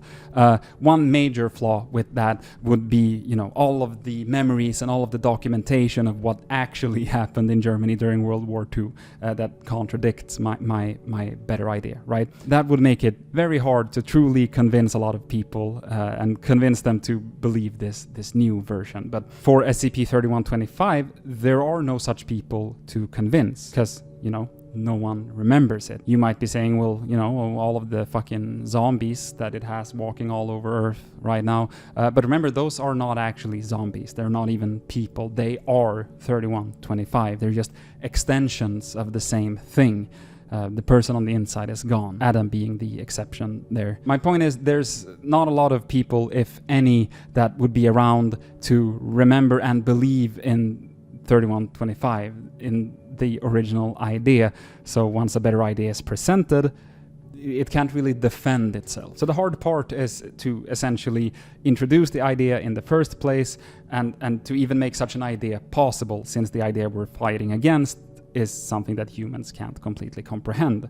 And we have already touched on this, but to make sure we cover all grounds, SCP-3125 has to be fought on its own turf, that being in conceptual space. You can physically hurt the various extensions of it, but not the idea itself, unless you go where it is, where ideas live, and somehow either infuse a better idea into it or completely overshadow it with a better idea that in and of itself contains some contradiction to 3125, a better idea. So they take Adam's memories of Marion, where she's essentially perfect in his mind, which is very cute. And they amplify it from something that us mere mortals can think of into something bigger, something beyond our grasp, an idea so powerful that it can overpower 3125. And in this way, Marion comes to represent the true human nature, in a sense. She is the goodness of man and, in extension, the purpose of and all that is good about the Foundation. If 3125 is an idea of chaos and fear,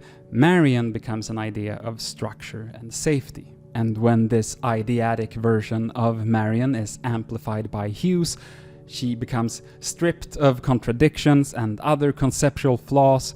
She becomes this idea in its purest form. After that latest Arne Nazi thing, I'm not even gonna go into a whole other analogy here. I think you get it by now. I wrote down that if 3125 is the enemy, then Hughes is the war strategizer, Adam is the soldier, and Marion is the bullet. Maybe that's something. I don't know. I think you get it by now. And with all of this, let's move on. Who is Red?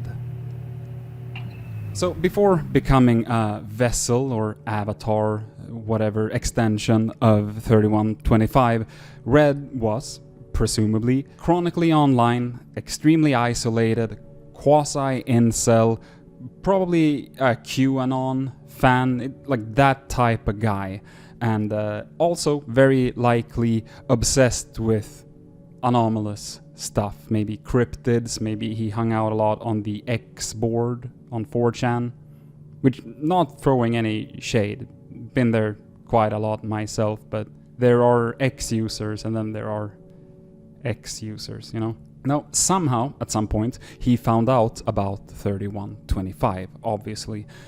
Or possibly he just found out about the concepts of anti-memes in general. It's never made clear how, probably online. My theory is that he, at some point, hacked some SCP database. Don't even ask how one would do that, but my headcanon is at least that he somehow did that or hacked some place that had access to some document that he shouldn't have seen, and it mentioned anti-memes. And through the knowledge of what an anti-meme even is, he was able to draw similar conclusions as the character Ellie, because, as you'll remember, essentially figured out that 3125 exists through very little information. So what I'm proposing here is that essentially both of them would have discovered 3125 as a logical conclusion rather than have it spelled out by some sort of proof or by someone else. I like this because it would make Red not just this like dweeby incel idiot, you know? I like the idea that to even get to where he is, he must have had like some level of intelligence, that like as bad as he is, at least he was actually like a very smart guy. He was just also a very evil guy. Something like that, you know? It makes the character more complicated. So that's my headcanon. He somehow found out about 3125 himself. And then after he did that, he invited it into himself. It was like, I guess it like saw him, and instead of him being like, oh shit, and it's sending like fucking spider to kill him or whatever, they saw each other and he was like, hell yeah, fucking, you know, take me. And SCP-3125 was just like, oh shit, I didn't know you were chill like that. And kind of, yo, you want a duo? And then, you know, a sort of bromance got started right there. So because he invited it in, he is different from other zombies. It didn't take all of his memories and kill him, because it didn't have to. Instead, it could leave him conscious and aware,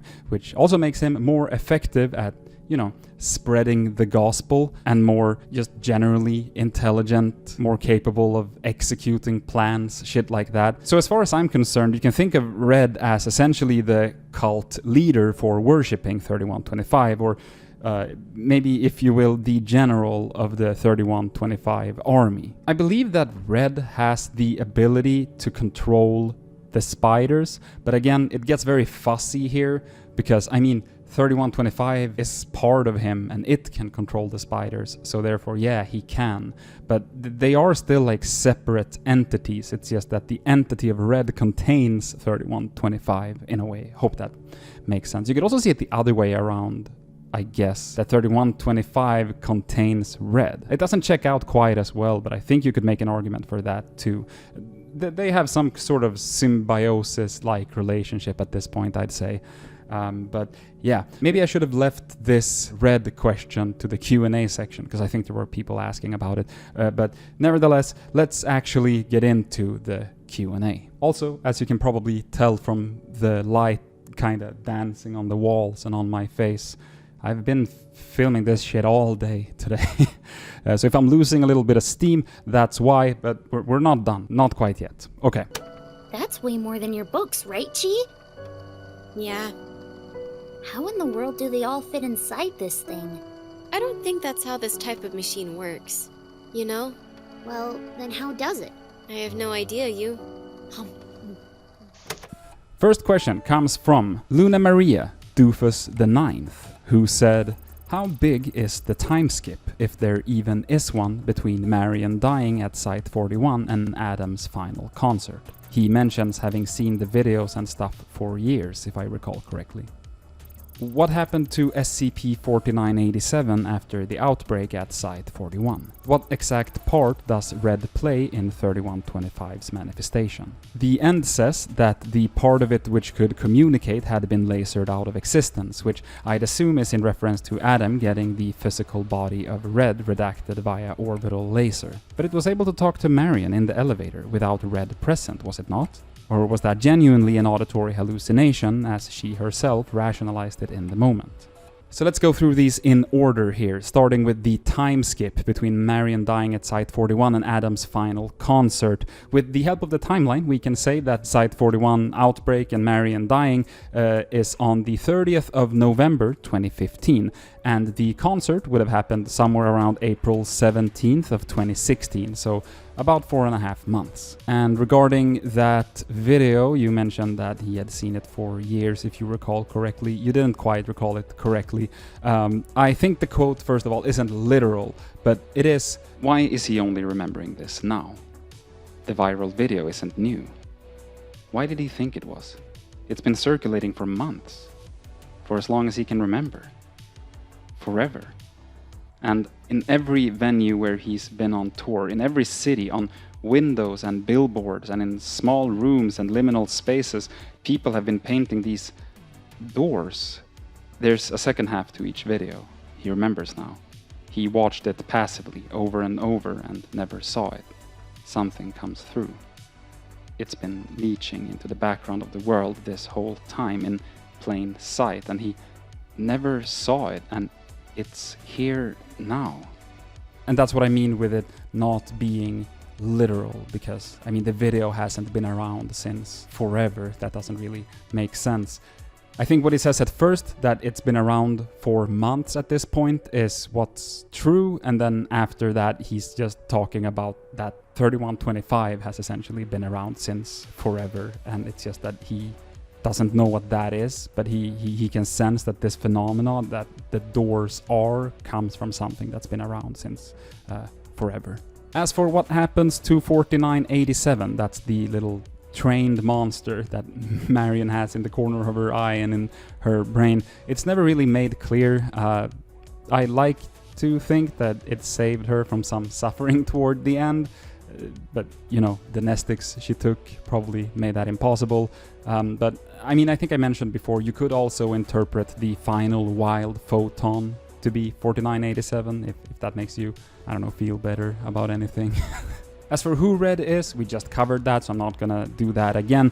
But as for how 3125 talks to Marion in the elevator, I'd say that whether or not it's her mind hallucinating, or maybe Nestics having such a heavy effect that she can literally hear the intentions of the concept of 3125, or, you know, if it's literally just Red, none of that is really made clear. But I will say that at this point in the story, Red is still alive. The elevator scene is in November of 2015, and Adam shoots Red in 2016. So maybe you got the timelines a little confused there, which is very understandable with this book. Kareem5916 says, "I really thought we were going to get an answer to the 05 mentioning Marion had kids sometime. Was this dropped? I was expecting it to at least get mentioned." This isn't really a question. I mean, was it dropped is a question, I guess. But I really wanted to mention this anyway, because it's one of my favorite parts. So if we go back to the first chapter, after the prologue, as the 05 is kind of interrogating Marion, he says this, to kind of show that he knows everything about her, right? "Let me rephrase," 058 says. "Marion Wheeler, 49, with loving husband and 2 boys in tow. Likes camping, hiking, and ornithology. Boring mother with perfect airtight background and financials as far back as we can examine." And this is pretty fucking nuts. This could just be something that was abandoned. It could be like an oversight by Quantum. I don't know. Perhaps we will find out when the new book comes out, because if they mention that again in there, well, then we know for sure that it was on purpose, right? But I will note that at this point he had already published it online once and then kinda touched it up and released it again in the self-published book, meaning that, I don't know, if it was just something he abandoned, he would have removed it, I feel like. But I guess the new version will be the ultimate answer to that. Regardless, I do want to say that it is, to me, if it isn't official canon, then it is my head canon that this is 100% on purpose, and that Marion and Adam in fact did have kids. If nothing else, then just because of what a fucking perfect anti-memetic experience it is for the reader when someone makes you aware of this. Or at least it was for me, because, you know, if someone would have asked me, you know, how about her kids? I would have gone, she didn't have any kids. She had Adam, and if she had kids, I would definitely have remembered it. So no, she didn't. I definitely know. There's no way I could have missed. Oh, because the book says this. Zelda Girl 66 says, something I still wonder about. What the heck is with the black slugs falling out of Adam's eyes? Like, why does he just disregard them as if they're totally mundane? What do they originate from? Is it an aspect of SCP-3125? A different, more passive SCP? Something unique about Adam himself? Why is this detail included, and what is its significance? Oh, I've been waiting to answer this one because I really love I really love this part.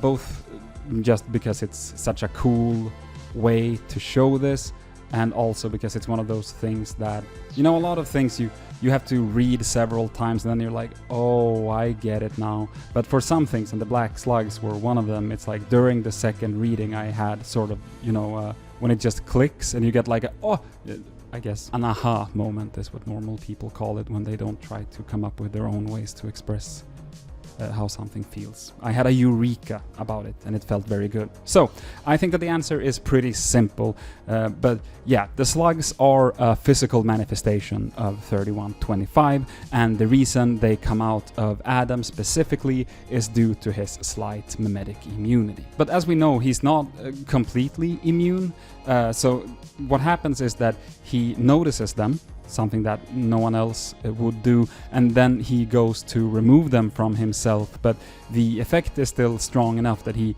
immediately then forgets about them, and he doesn't like panic because he's not fully comprehending that this is happening. And when I say that other people wouldn't have noticed them, I don't mean in themselves, I mean if they were in the room with him, because I don't think that these slugs would have been in someone else's nose cavity or tear canal or whatever it is. And this was essentially my theory that I wasn't sure of, but then I read the blacked out chapter, and I mean it pretty much confirms it with this part. He walks dumbly after the light source, drinking from it. A kind of thread unravels behind him, an infestation being slowly wound out of him, particle by particle.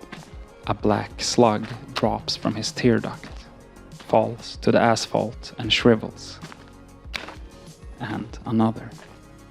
So basically, as he slowly regains himself from the grip of 3125, slugs start falling from him, symbolizing or implying that they are essentially the parasites that infect people. But I also wouldn't say that they're necessarily literal black slugs in everyone. I don't think that all the zombies have a bunch of black slugs, even though, you know, they could have. That'd be kind of cool.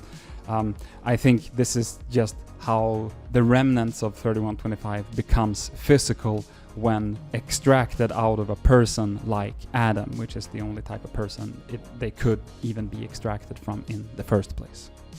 C3SIL3 says, is there a link between Red, who was first seen in Ojai, and SCP-1425, which causes the memetic disease known as Ojai syndrome? Is that made clear in any SCP entries? I can't speak for any other entries outside of the book, but let's break down what we can learn from the book.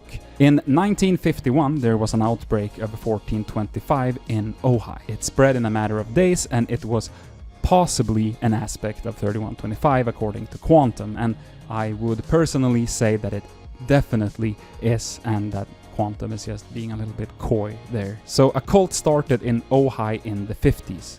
The Unthinkables then dropped an anti-memetic bomb and everyone forgot about it. Then, in 2012, Red is discovered spreading the influence of a cult in Ojai. So Red is definitely, and 1425 is probably, aspects of 3125. And they both at some point spread knowledge of a cult in specifically Ojai.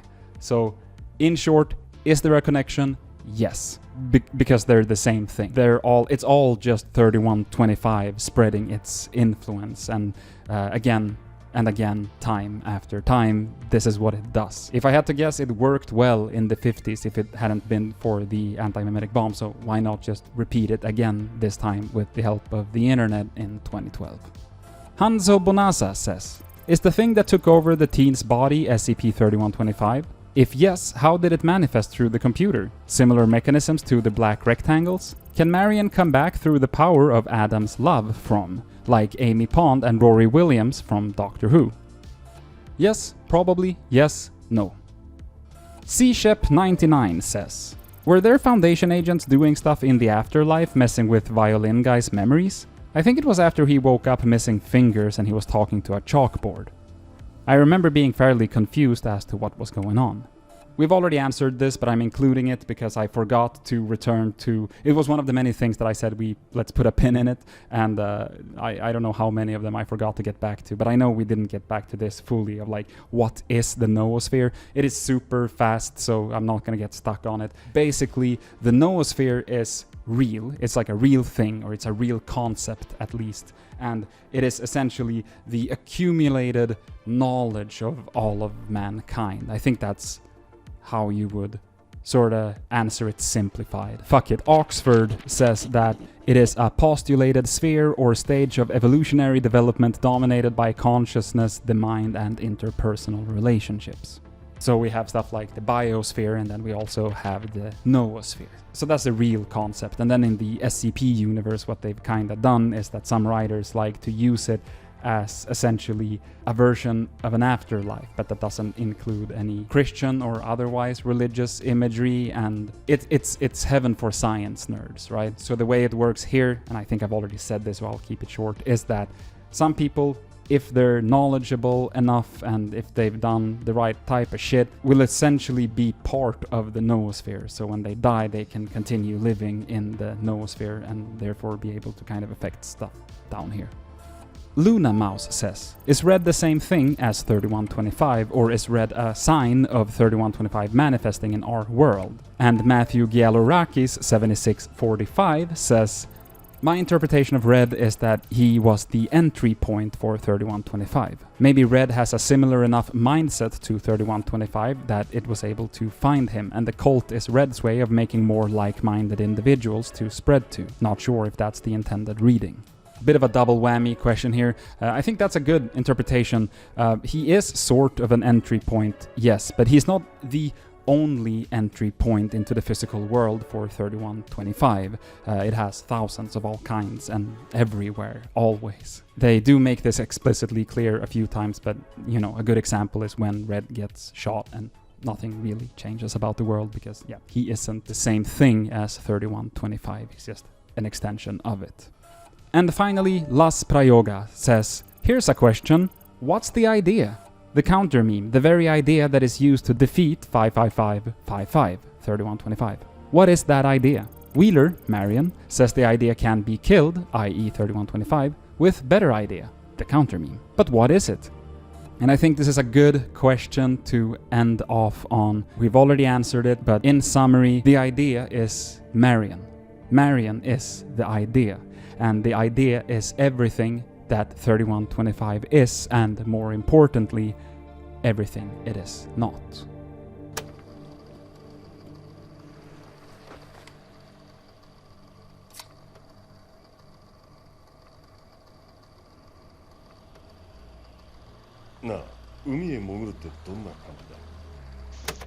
Okay, that's it. That's the end of the first video of this format, maybe the only video of this format on this channel. I don't know. I hope you liked it. It's a bit of an experiment. We wanted to try, so the goal here, now I'm just meta talking because now this is the end. We'll probably have some patrons up on screen and shit right now.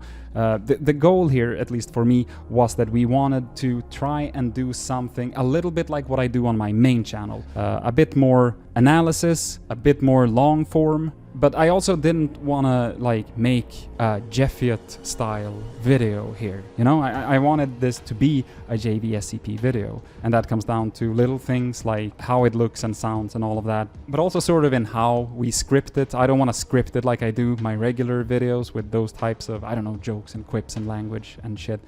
So it's definitely a lot more free form and a lot more unscripted. Like, we obviously have a script. I obviously was following something down here, but not word for word. And it also obviously won't have as many pretty visuals as our normal videos on this channel, because no way in hell am I gonna ask Veeti to fill out however long this was with a bunch of fucking super time consuming After Effects animations. But yeah, damn, it's been a long day. I really hope you liked it. This was fun. This is such a good fucking book. Of course, I've said this several times at this point, but do please check it out. Check out the new one as it comes out soon enough. I'm wondering if there's anyone I need to kind of thank, since it's a bigger project. I mean, thanks to Veeti, obviously, and we'll get to the members and all of those, but I don't think there's anyone else. No, that's probably it. What do you think? What do you think of this little visual I put in the background here? Whip this up in... I left my cursor on there. Had my cursor on here for... You probably can't see that anyway. Whip this up in Python last night. You can use the arrow keys to change the font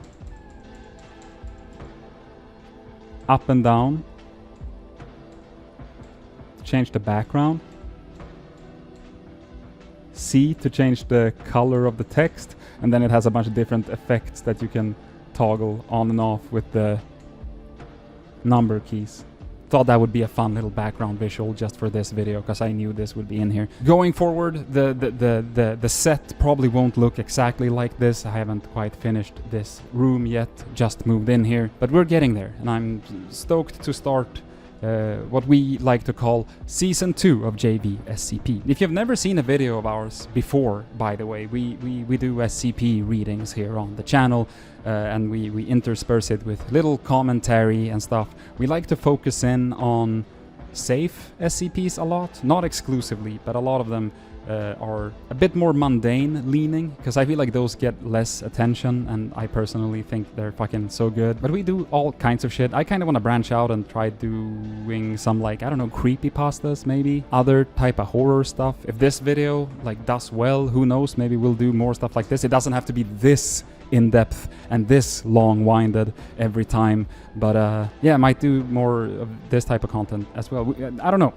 Yeah, I'm glad you watched it, at least. That's the point, because if you made it this far, even this far into my rambling at the end after me rambling for however long this video was, that's gotta mean something, right? And right, I don't know, there might be another video or two out before this where maybe we've already addressed it, but either way, we just hit 10,000 subscribers, which is fucking crazy. I don't ever do really subscriber milestones on my main channel, but I'm definitely gonna fucking do it here. 10,000 is insane. That's crazy. Thank you so much for that. That's super fucking cool. We hope to continue to bring you content that you enjoy and continue to get better. However, we refuse to get a higher resolution camera. This is part of our brand. And with that, thank you so much for watching one final time. On the screen right now have probably for a while now been our patrons and YouTube members. And you know, if you enjoyed this, you could also be here. That'd be fucking nuts. Imagine that. Imagine that, seeing your name in a text block in a YouTube video from a channel with 10,000 subscribers. That's nuts. That's crazy. And that is available to you for like, what, $3 a month or something? $3 measly dollars. You don't think we deserve it? You don't think we deserve it? I'll bump you around. I'll pick you up and put you down a little bit. You go to that Patreon. You go to that Patreon right now. I'll have you know. You take... How much lunch money you got, nerd? $3? Opens up a comedically large wallet with a Patreon logo on it. Put him here!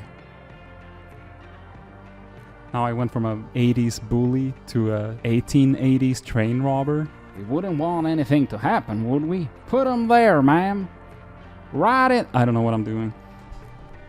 What time is it? Okay, yeah, it's just 9. It's just like 9:30, and I've been filming since this morning. Awesome. That probably explains it.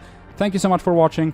Have a great day, have a great evening. Thank you for subscribing. Thank you to our members. See you next time. Bye-bye.